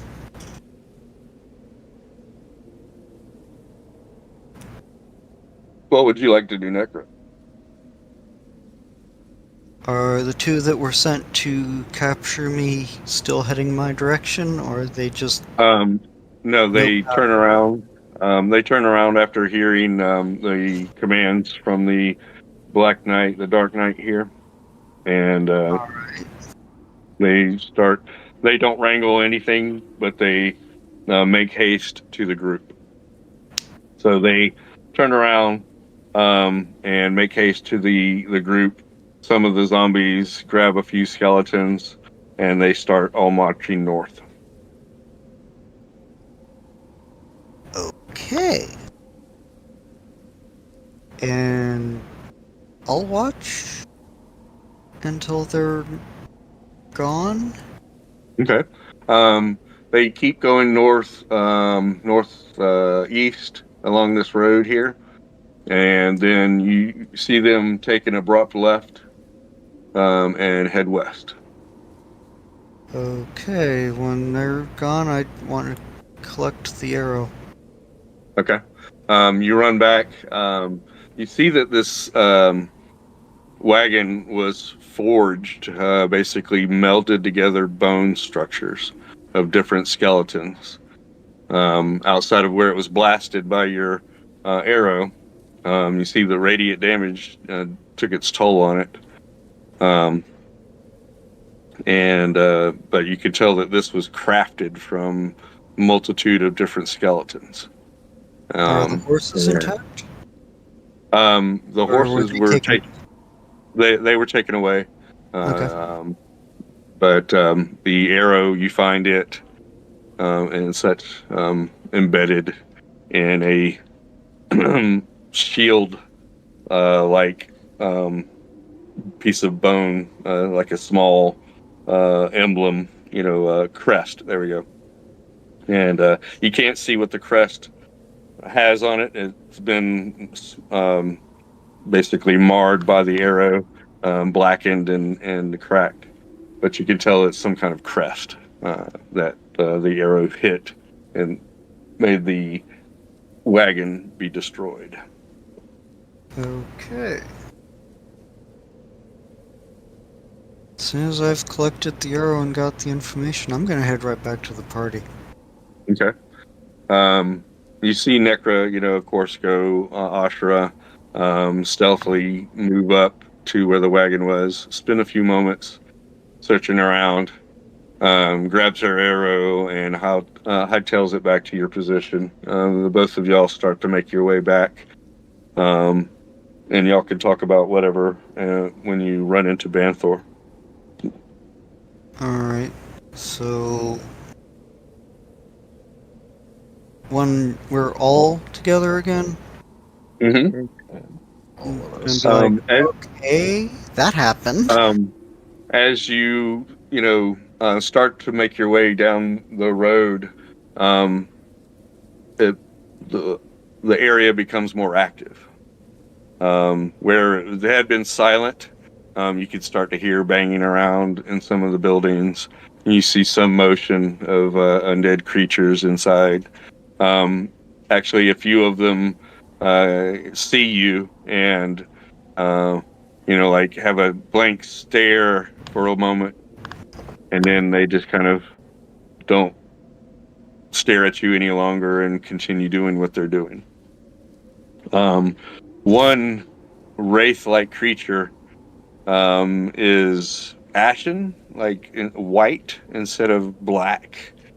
Most of the wraith creatures, spirits you've seen have been black, but this particular one is like a white, smoky, spirit-like creature, and it sees you and kind of like keeps up with you as y'all are walking. Far away, like 60 feet. Every once in a while, you'll see it pop its head and keep an eye contact with you, keep you in LOS. But then, it'll break and as it goes along, and then you'll see it again and such. Would you like to keep moving and allow this creature to follow you, or do you want to do something? Don't like that it's following us. I slowly Most of my ability to counter it is the arrow I just used. I slowly take out a holy water and just hold it in my hand.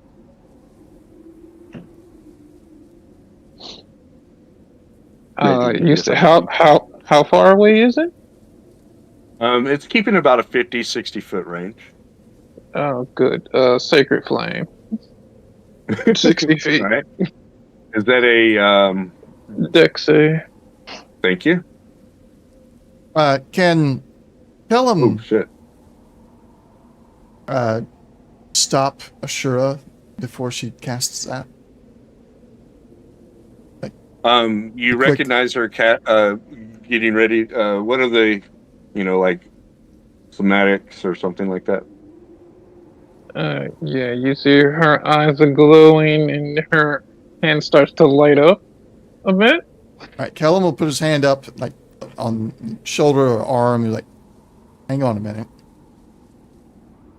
This one looks different, not acting the same. I'll just keep on walking for a little while." Okay. When you pull out Banthor, were you being obvious about the holy water? I was doing it. Yeah, obvious. Okay. So these two things, or three things together, stop the spirit from getting any closer or anything like that. He sees you pulling out the vial, and then see Ashra start to use command a spell, and then Kellum stopping Ashra. The spirit kind of looks at the group of you and is cautious, but doesn't come any closer. Maybe moves back a little bit, but still within the 60-foot range, and such. Okay. Ashra will look at Kellum, but you see the magic fade. She lets it go for now. Looks back up to this ray. It seems to be a little bit more comfortable, but still is, wary. Y'all keep walking. I'll catch up. And Kellum, check. Is there a check to do on this? Gather some information about this ray. Sure. Insight. Arcana.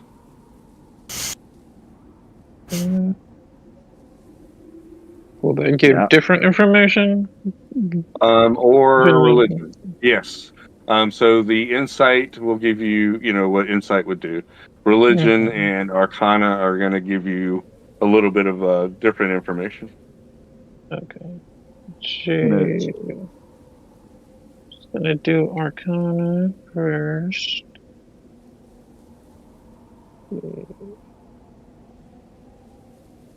So we got Ashra doing an Arcana. Anybody want to do anything else? Because she stunk at that. Insight.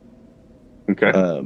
And I'll my holy water back in the pouch. Okay. That's a terrible Arcana. Yep. And can I add guidance or no? You can add advantage. Do advantage. Because putting the potion away will help with the insight check. All right. Since I failed at that Arcana, can I do an insight?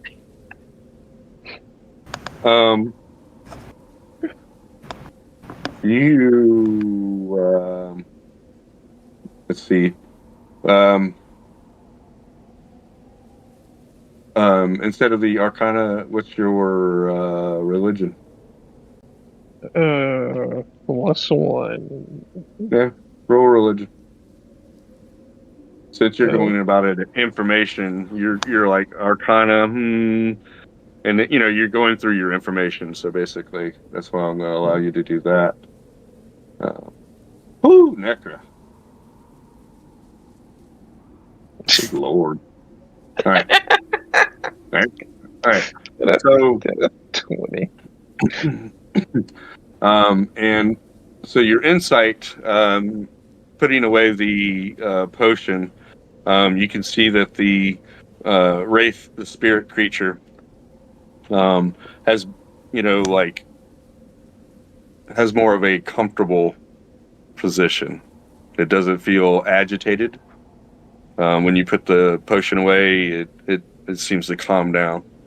So you don't feel like you get a malevolent, something aggravated spirit. You don't feel that from this, from an insight check. Most of the spirits that you've seen have been dark, and this one is more of a light white. So with your religion and your religion check, both of you can probably determine that this might be a different type of undead creature, that the spirit may not be evil.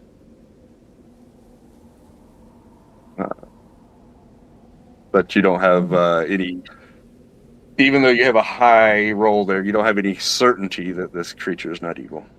But that's your knowledge is telling you that this is a possibility that this creature is not an evil or doesn't have evil intent.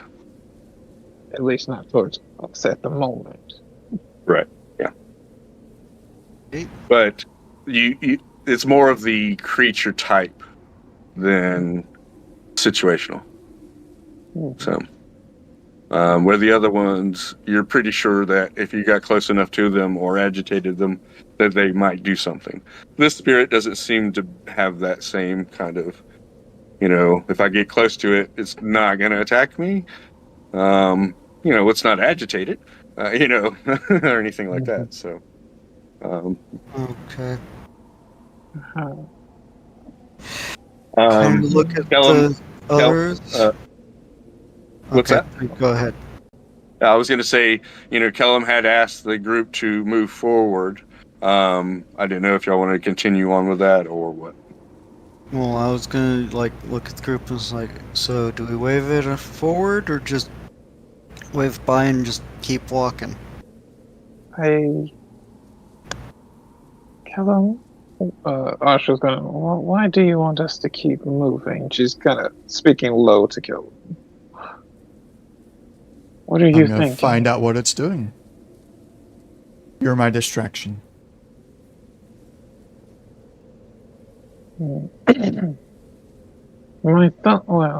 thoughts are, let's get out of the open road. If it follows, it's going to follow. One thing to deal with at a time. So that's what Ashura will put out there. we've alerted these things and they've become active. We don't know if any of these are going to, if we've caught any other attention. I believe if they were going to swarm us, they would have already. Instead, the ones that could have begun the swarm left. They're moving to protect something.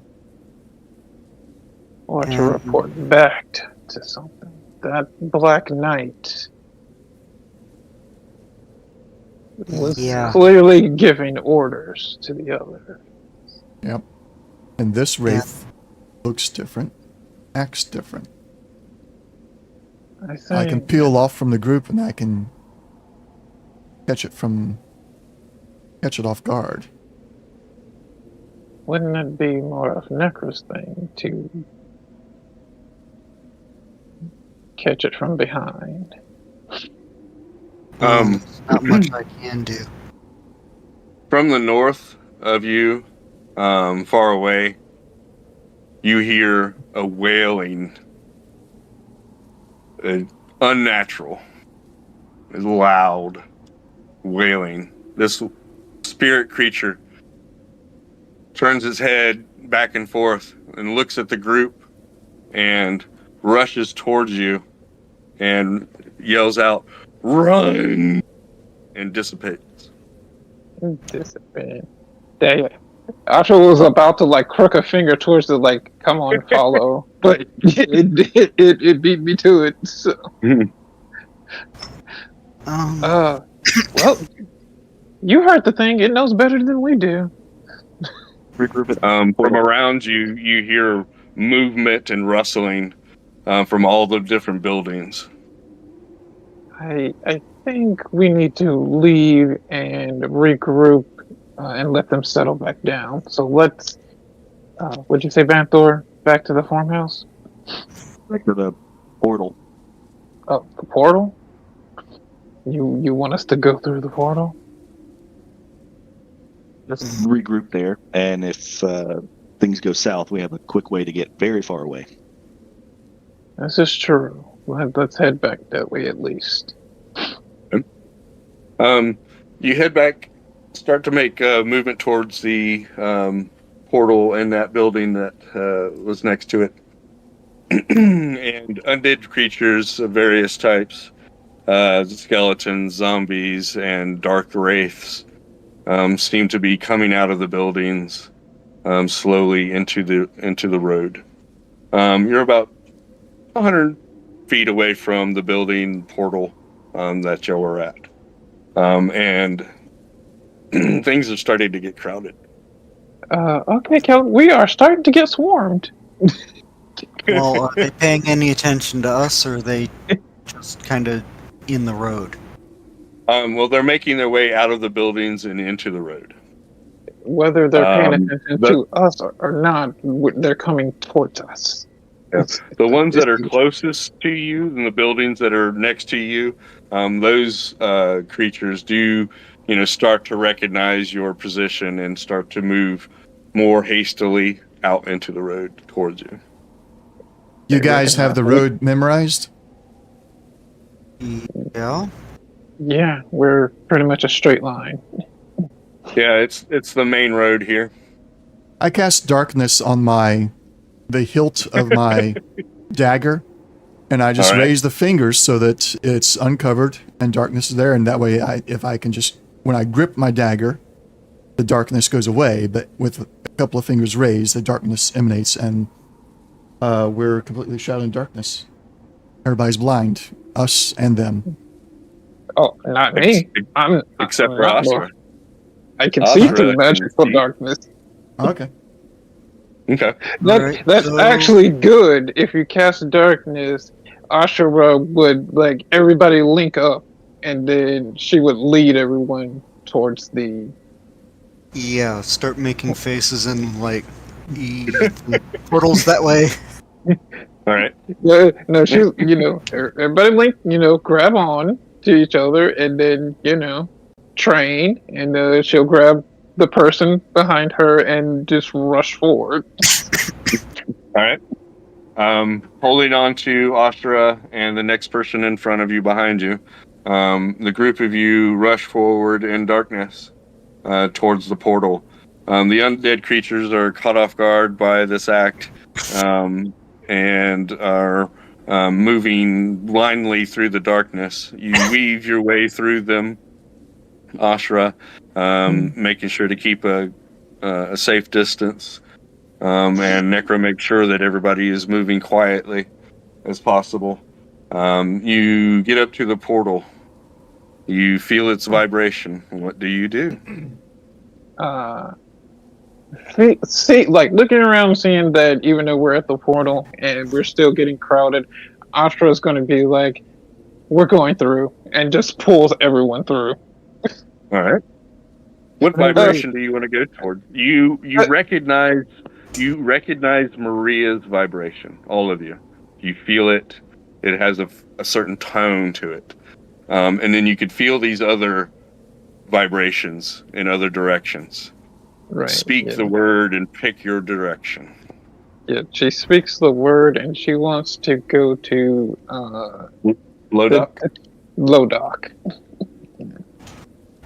All right. Okay.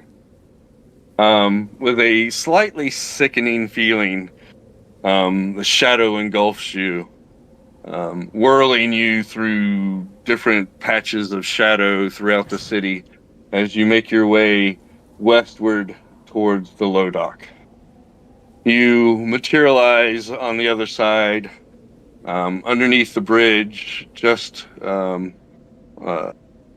next, underneath the bridge, on dry land. 2 steps this way and you'll be in murky water.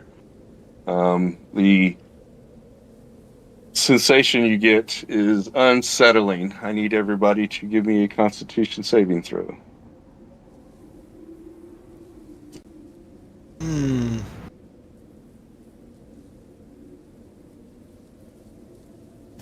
All right. Kellum and Banthor, you spend a few moments trying to get your bearings as you try not to lose your breakfast or whatever the last meal was.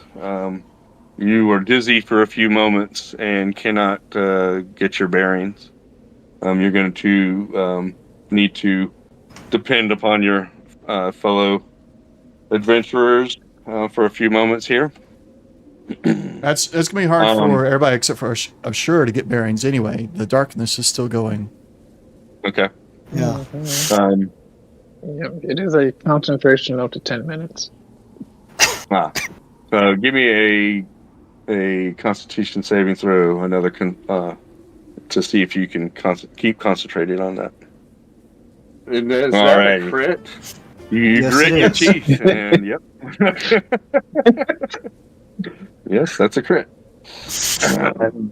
I'm just furiously trying to find the ginger. One, but can definitely keep the darkness. I'm trying to find one's more ginger, important than the other. Yes. Well, what was that, Banthor? I'm furiously trying to find the ginger in my pouch, but it's too dark. Can't you? Ashra, you look about your surroundings. You're underneath the bridge. It seems a little bit of time has passed. It did take you some time to get here, though it didn't feel like it. So maybe a half an hour has passed. What? Right. It feels like it was just a few moments, but as you take your time to look at your surroundings and the time, you could feel that it took about a half an hour to get here. Okay. By the position of the sun and such. Okay, so then would my darkness still be going because it's only 10 minutes? Yeah, that's only a 10 minutes. So. But for you, it has only been a moment. Okay. Oh, okay. So like time moved around us. Okay. Okay. So yeah, she's gonna. So for you, it was only a few moments for you, but you do know that there has been about a half an hour's time pass. Yeah, she'll she'll relay that to the others as she's looking, scanning the area to see if anything is around us, any movement, anything like that. You do notice that the dock next to you has a ship, and there are skeletons on the ship moving about, and there are skeletons at the dock loading stuff on the ship. Okay. Can I find a spot for us to lay low or out of sight, pretty much? Sure. Where you're at is kind of, Heidi, but it's not fully.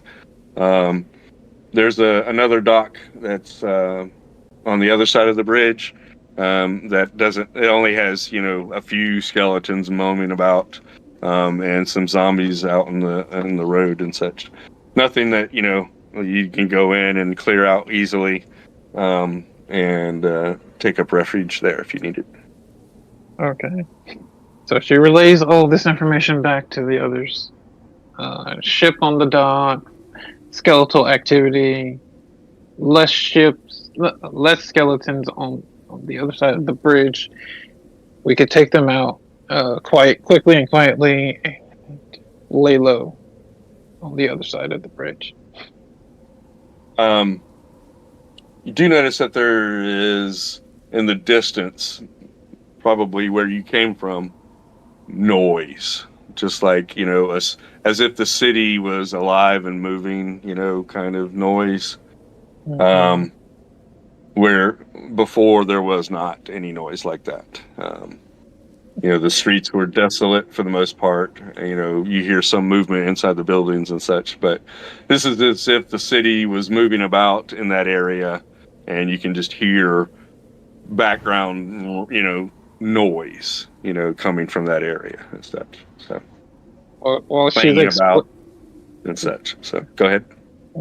Yeah, while she's explaining what she's seeing and stuff, she grabs the ginger from Banthor's pack and puts it in his hand.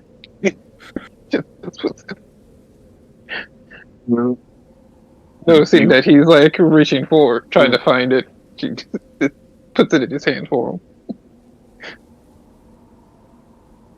Puts a piece in Kellum's hand. Just in case he needs it. Yeah. If you instinctively, Banthor, you know that, you have the ginger in your hand and such. Are you going to gnaw on it a little bit there? I chow down on it, and I give a thumbs up in Necker's direction because I can't see anything. After chewing on the ginger for a moment, your stomach seems to settle, and you can move past that and get your bearings. But yeah, I will start leading them to again, link up, lead them towards the safer spot. It's like blasting at the skeletons from the darkness, to just zapping them out of the way. Okay. You walk through throwing guided bolt, right? Firebolt. Firebolt. Okay. Or sacred flame, whichever. Sacred flame. That's what I meant. Yeah, sacred flame. Slinging sacred flame at these undead creatures, knocking them to the side, and claiming the dock for yourself. There's a small office inside the dock that has 4 walls and a door, and a window to look out into the dock area. You cover up the window, leaving yourself enough space to look out, but nothing really for them to look into. And you feel that no eyes will be able to look upon you inside this office building. And I tap on Kellum, and I tap his hand that's near the darkness hilt. All right. I'll close my fingers around the hilt. The world becomes a world again, and you're able to see At any point, you can dispel that and such if you want. It doesn't, doesn't take an action or anything like that, really. But it did take a spell slot, so I'm going to keep concentrating on it just in case. Well, just in case. Spell slot, or was that your innate drow spell? Should be an innate. Really? Yeah, I believe that's your innate drow feature. I do see it comes from drow magic, but it's a second level, so it doesn't take one of the pack slots. Yeah, no, you Shouldn't. Yeah. That doesn't Down class features. Down at the bottom of class features, you have drow magic, fairy fire, and darkness. You can do once per long rest. Yeah, those are just innate. It doesn't cost you a spell slot to do either of those. Okay. But it Once will a day. require a long rest. It's still once a day. So yeah, I'll still keep it concentrated because it's once a day. Just in case we need it again. So, But yeah, all now that we're happened, and actually explain about the crest. Yeah, if you wanted, you could still have, a hold of that and such. Oh, okay. Actually, have the crest in hand.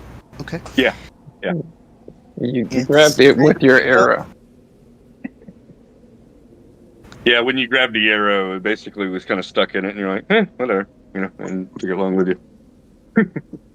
It's kind of beat up, but Oh, yeah, totally. It's beat up and marred from the radiant damage, but you could tell it's some kind of focus for the chariot, the wagon. okay. Is there anything?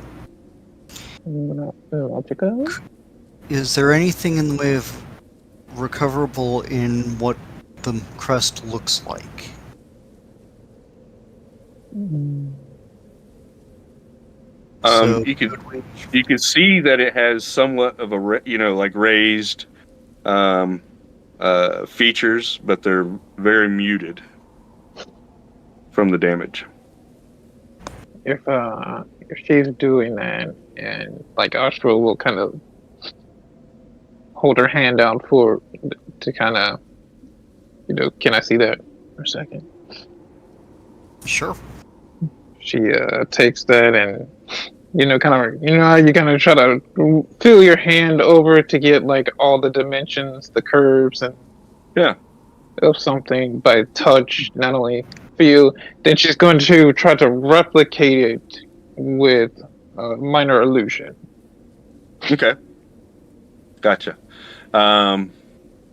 You do that, and you can get a rough. You can see that there are some images coming. Looks like an animal and some,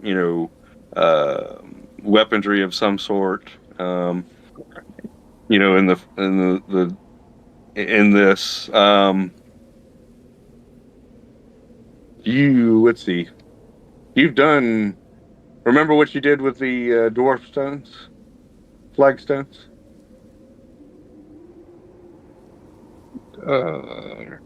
Remind me. You made rubbings of them. Oh, that's right. I did the rubbing. Yeah, I know that's kind of what you're trying to do here, but that's your textile. Remember, this is like kind of like the first time you've done something like this. Like, I'm trying to get what does this look like? And such. Right. So she's trying to do a rubbing book with magic instead of right. physical paper and such. So. Gotcha. Okay. Let's see. Roll. Performance. Yeah. Okay. Let's see how well you can. Give it a shot. Or investigation. Your performance is higher. Probably higher. Yep. So I'll do that with some guidance. All right. If it'll let me. Ouch. I'm going to use magical guidance to let me reroll that with a sorcery point. Okay. Using up all my sorcery points, so that's fine. But again, that still wasn't good. I can get my inspiration. Yes. What's that? It's can I gift inspiration? Like use my inspiration on this? I can't remember if For that's how it this. works. Yeah, for this, I'll allow you to do that for this. You could say maybe, not push down so hard and just try to use your fingertips. Something like that. Yeah, I'll burn my inspiration. Okay, once more. All right. So you got above a 10. So, it's not going to be a pretty picture. You got a 15. Okay. 15. All right. So you can see that this is a crest of a lion's head with spears behind it. This is seems like a formal crest for the city itself, what the government would use. There we go, a government crest, seal and such. Right, an official seal. An official government seal. Not so much showing like a family crest, but like they would, put this on documents and stuff like that. So. Seal of office. Yes. There we go. So maybe we saw something similar sitting just at the edge of town, like now entering town of thus and such with the seal, or you maybe outside of a building. Let's see. You would have noticed there was when the group of wranglers took a left. You saw a large sign that had that crest there. Okay. Now that I'm holding and checking this thing, any magic or residual magic? Can I do like an arcana? You could, just touching it, you could tell that there's some residual narcotic. Ooh, there's some drugs on it. Yeah. No. Necrotic energy attached to this. Okay. And you're also familiar with earthbending in a way, so there's some melding, flesh melding going on here. Okay. So she's sharing all of this as she's going through this process.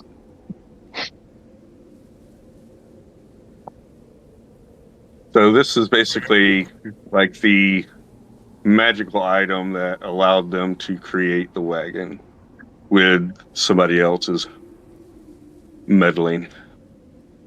Somebody used this to create the wagon from skeletons.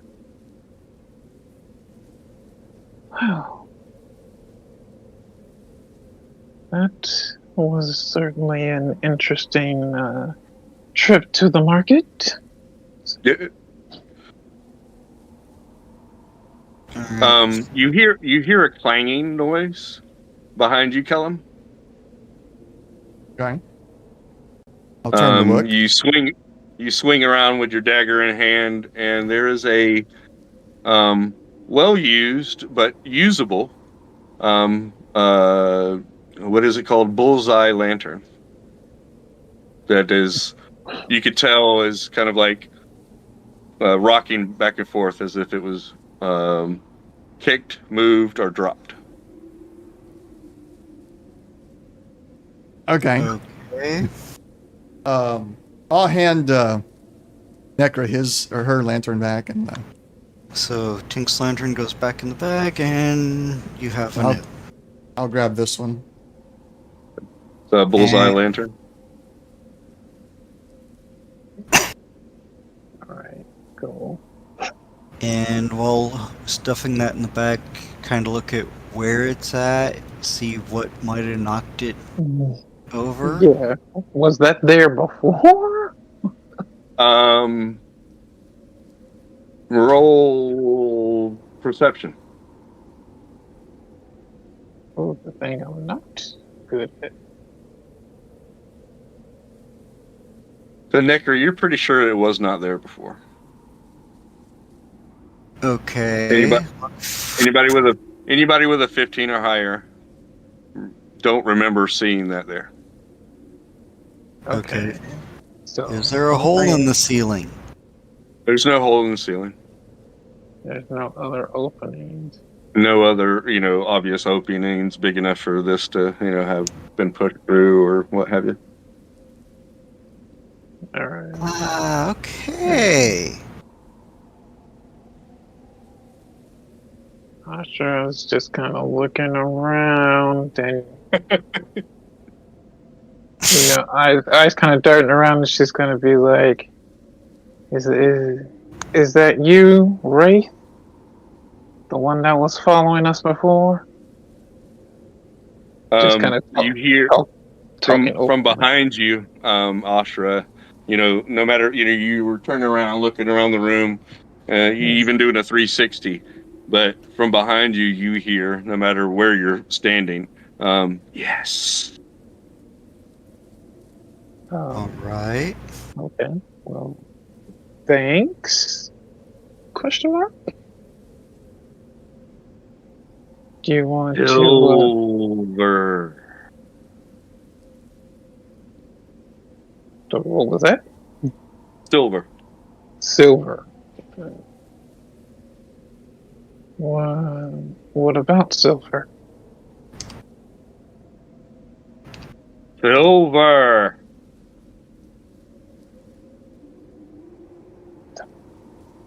That's supposed to mean something.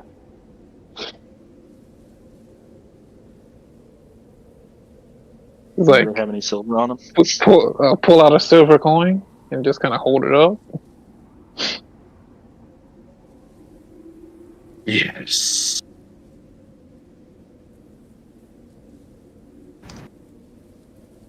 Okay. I mean, she does that. What do? You just hold up the silver, Yeah. and you hear a yes. Okay.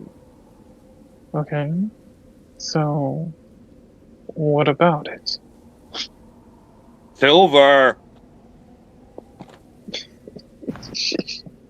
She's not understanding.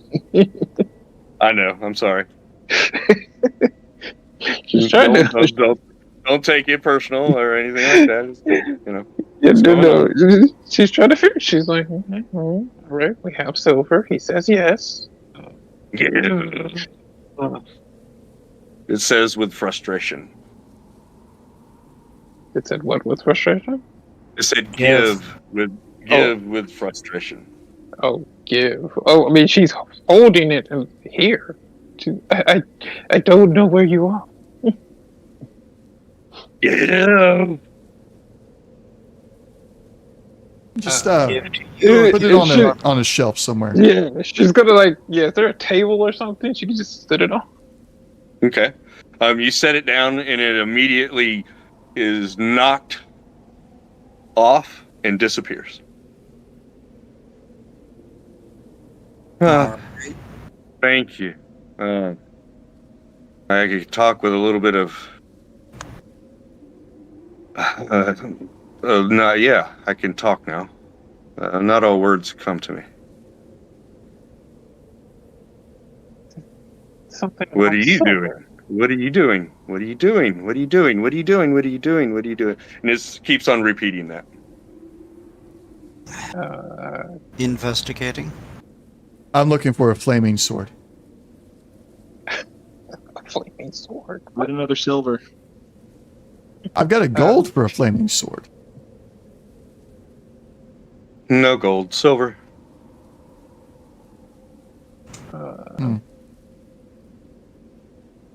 Flips another Thank you. silver out there. Where did It's y'all get knocked silver away coins again. at? What's that? Yeah, I don't have any. Yeah, I'm No, like, I don't have any okay. silver. Where did it Well, come from? I have two, but just they're not. Yeah, I found some silver coins, so I have a few pieces of silver. Okay. Yeah, going through the bear's place. Mm-hmm. Oh yeah, that power place with the The windmill thing had Yeah, all the that window. had all that goo and stuff. Bunch of copper, but found some silver and stuff as well in there. Mm-hmm. So that's her limited silver she has. So, what? Who are you? You're obviously a wraith. Who are you? And what are you doing? Sometimes I remember. I know that. You shouldn't mess with those guys. Those guys are, yeah, they can destroy you easily.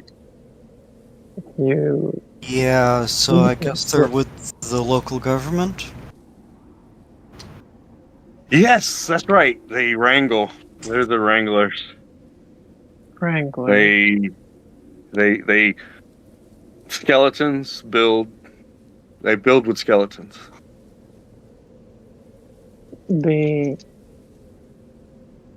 Do you know who for who?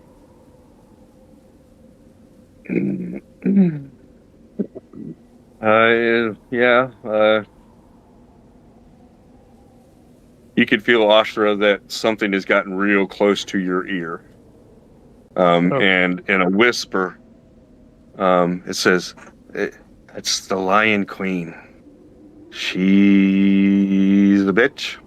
Excuse me. Sorry about that. I forgot where I was. She's evil, and she runs the place. Yeah, or at least the government. Okay. Then there's the Merchant Guild, and then there's the Mining Guild. So Well, excuse me. The Merchant Guild is actually the government. So it's the government and the Merchant Guild, and then there's the church over there, and then there's the Mining Guild up on the hill. Okay. The Lion Queen Merchant Guild, Mining Guild. Yeah. Well, Wha- so it's the merchant and the government. Sorry, a little confused. And then there's the horde in the temple, and then there's the Mining Guild up on the hill. Okay. So we got three different factions. Yes, The temple, the merchant with the queen, and the mining Yep. guild. Correct. Gotcha.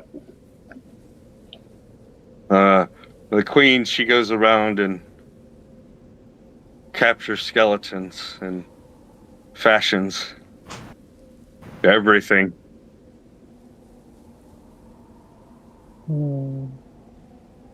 Is there anywhere we can go that has people that don't want us dead?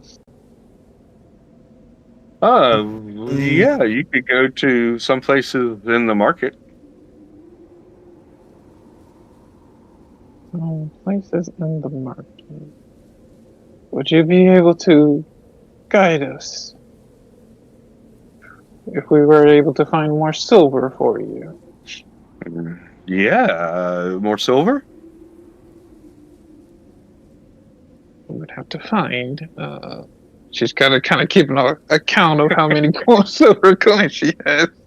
She can't just give them all up at once. More silver, I get more power. Well, we would have to track down more silver.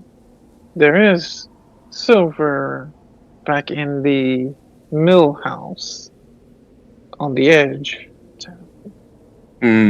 I can't go outside the city proper.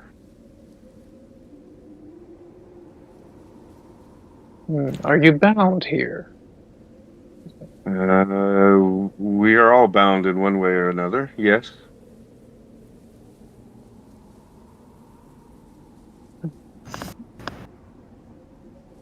The queen runs the merchant. Do you know who controls the horde? Well, would it be the serpent or the vampire that controlled the horde in the outer game portion? Well, we know that the vampire or the serpent controls the horde in the temple. Since we were there. Well, you were in a chapel. We were in a chapel. He may be talking about a different temple altogether. Yeah. Okay, gotcha. Do you know who runs the temple? Do they have a leader? Yeah. He's like a zombie lich. He controls the horde.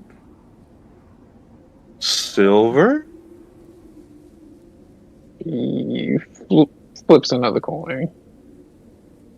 And you see a hand, wispy white hand, grab the coin, and it disappears. And you can kind of start to see this wispy white shape coalescing in the room with you.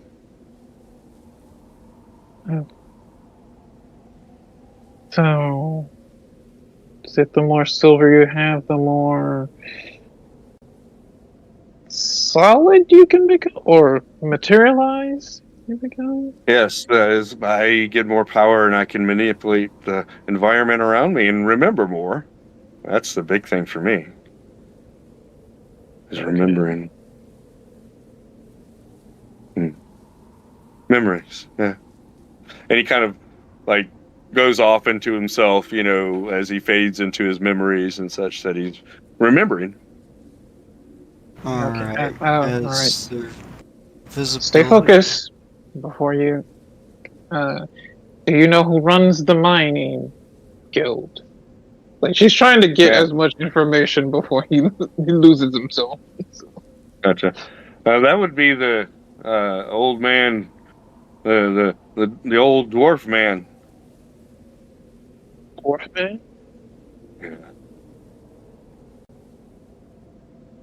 Yeah. He's not dead. Oh, he's alive. Like us alive? Oh, you are alive, aren't you? Yes. So. Yeah. Mm-hmm. Wow. Haven't seen many living people. Been a while, I'm sure. Yeah. Every once in a while, people would come, but it's been a long time since people came. So, we're looking for, at the moment, kind of a special rock. Yeah. They used to dig these out of the hill there. That was a long time ago. This dwarf who's alive. Do you know where the mine is at? Like, if we bring out that crude map, could he? Oh yeah, it's underneath the hill there. They're still mining it. There's more than just the dwarf? Oh yeah, he's got others with him. They're mining. Do you know any place in particular, per se, in the market area that one of these stones could be found? Oh yeah, there's a place in the market where they deal with gems and the stones specifically. And he points to the Gemma area. Yeah. So one of the portals is named Gemma, and it seems that there's some information on the map that some buildings there that have been drawn in from the our dwarf rogue friend. The Gemma is one of the portals in that area. It is 11 o'clock. Yes. Oh, yeah, this would probably be a good time then. Yeah. Do we want to bunker down and long rest here? Because I don't think we're pretty much going anywhere since the alert has been signaled. We're gonna have to wait till it dies down anyway. Yeah. That market area is going to be busy. Yeah, I don't think we're going to be heading back to the market anytime soon. And unless we're going full Ocean 11, just trying to freaking break stealth through. Creek. That is too much of a horde for us to make a stand against. So.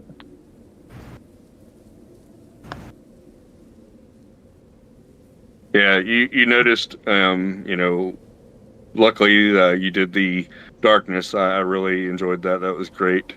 And running through that because you were outnumbered, 10-1 by the time you got to the portal, basically, as the undead, crowded into the streets and such.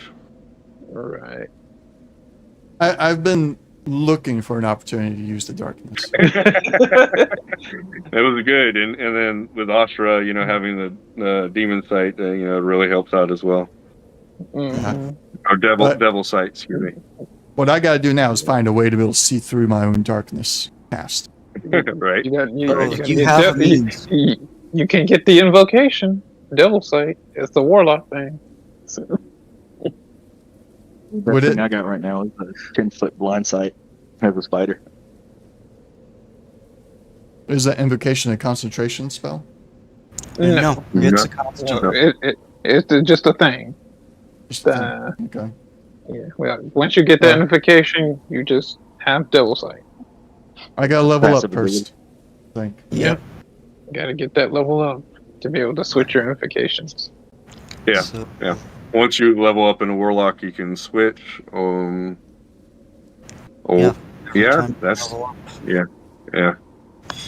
That's pretty much what that is. I can give you some leeway, but you'd have to make it back to the tree. I'll wait till I level up. Yeah. Okay.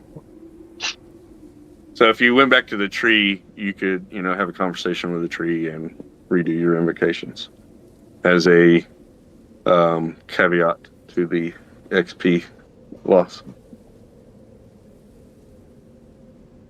We're not far from our next level. Come again? I'm not far from my next level. Yeah, I hear you. Yeah. Alrighty. That being said, and we're talking about XP, we gathered a bunch of information, and you dealt with the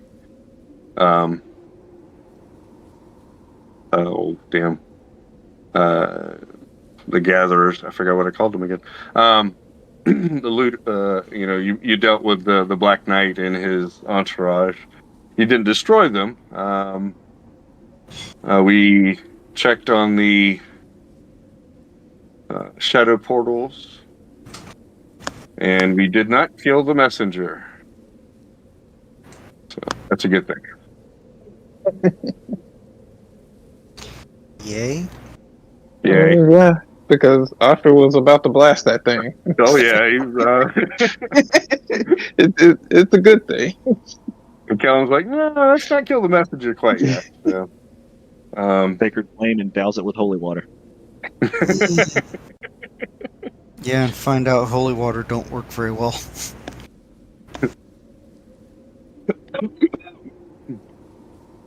It's all the intentions. Mm. Okay. Any questions, gripes, needs before we log off? Oh, XP. Dang it. All right. Sorry. So that's 1, 2, 3. Okay.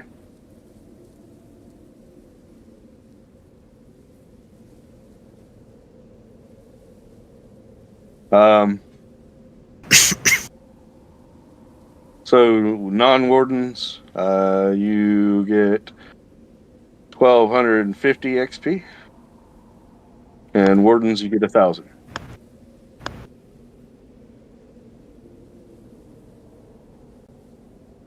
That was 1,200 for non-warden? Correct. Okay. 1250? Yay. So close. Oh, 1,250. Okay.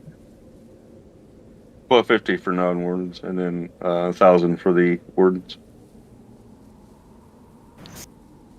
Does I that have a flip question. you over? Question, Banthor? Yeah. So, last session, the one I missed, I didn't allocate any experience to my character, and I don't know if I should or. Yeah, you were doing the research and plugging up holes and such. Go for it. No worries. I'll just check the YouTube video to see how much XP I need to allocate.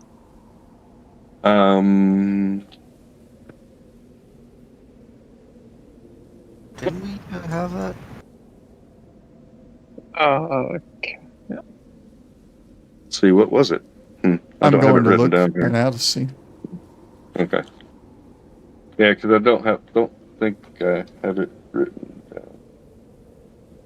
'Cause I I did write don't down. either. Yeah, I did write down the total. I write down what non-wardens get, but I guess I'll start keeping track of what the wardens get. So what did you write down for the non-wardens? Or do you remember? Last time we got. If I could read my own notes. We got 1,650. Oh, that's right. So was it 1,350 then? Or yeah. Or I think it was 1,250. Yeah. Did I give the wardens? I don't know. I don't think I caught it on the video. It'd be neat, yeah. This time on the video somewhere. So Yeah, this time it would be. Last week, I don't think I caught it. it might have been after the fact. I don't know. But I'm pretty sure y'all mentioned 1,250. Okay. Oh, Was here we it go. 1,250? Hold on. Maybe. I see myself going there to type.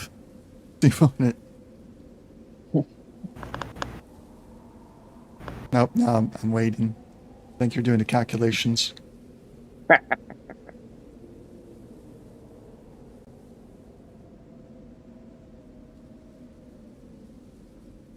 $1,200. Okay, 1,200. All right. 1,200 for last week for Banthor and myself. All right. So 2,200 betwixt the two. Yep. Mm-hmm. So let's see. Oops, I hit the wrong button. Where does that get? Let's see. Blah blah blah. Ashra, you still need to do training, correct? Yep. Still need to do training to be able to apply my level 6. Okay. Necra, you still need to do a day of training, and Ashra needs to do 3 days. Mm-hmm. Are Banthor and Kellum, did y'all get enough to go up or no? No. Okay. All right. You're probably still a couple thousand shy. I need 305. 305. Okay. All right. Yeah, and I need a little under 800. Okay. Gotcha. Right. Okay. Okay. So next session, next session you'll definitely have enough XP to go up. If you take the warlock, you don't need any training. If you take druid or fighter, then you'll have to go through training. That would take 1 day for Banthor, and I'd need to look at Kellum. Excuse me. Sorry.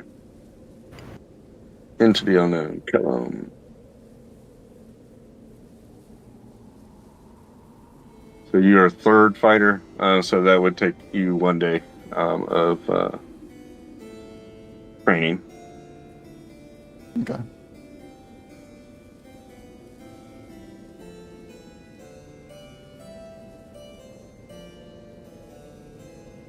Walkie talkie. But we'll take care of that next time. And basically, you'll have the XP in anything that goes along with it without if you need to take a fighter or druid, you just won't level that fighter or druid up. So you'll get the XP, but you just won't get the benefits until you do the training. But if you're going to go warlock, there's that. Yeah. And something actually, last night I was kind of talking to somebody on Facebook and got some interest. And somebody me and Callum had played with before, so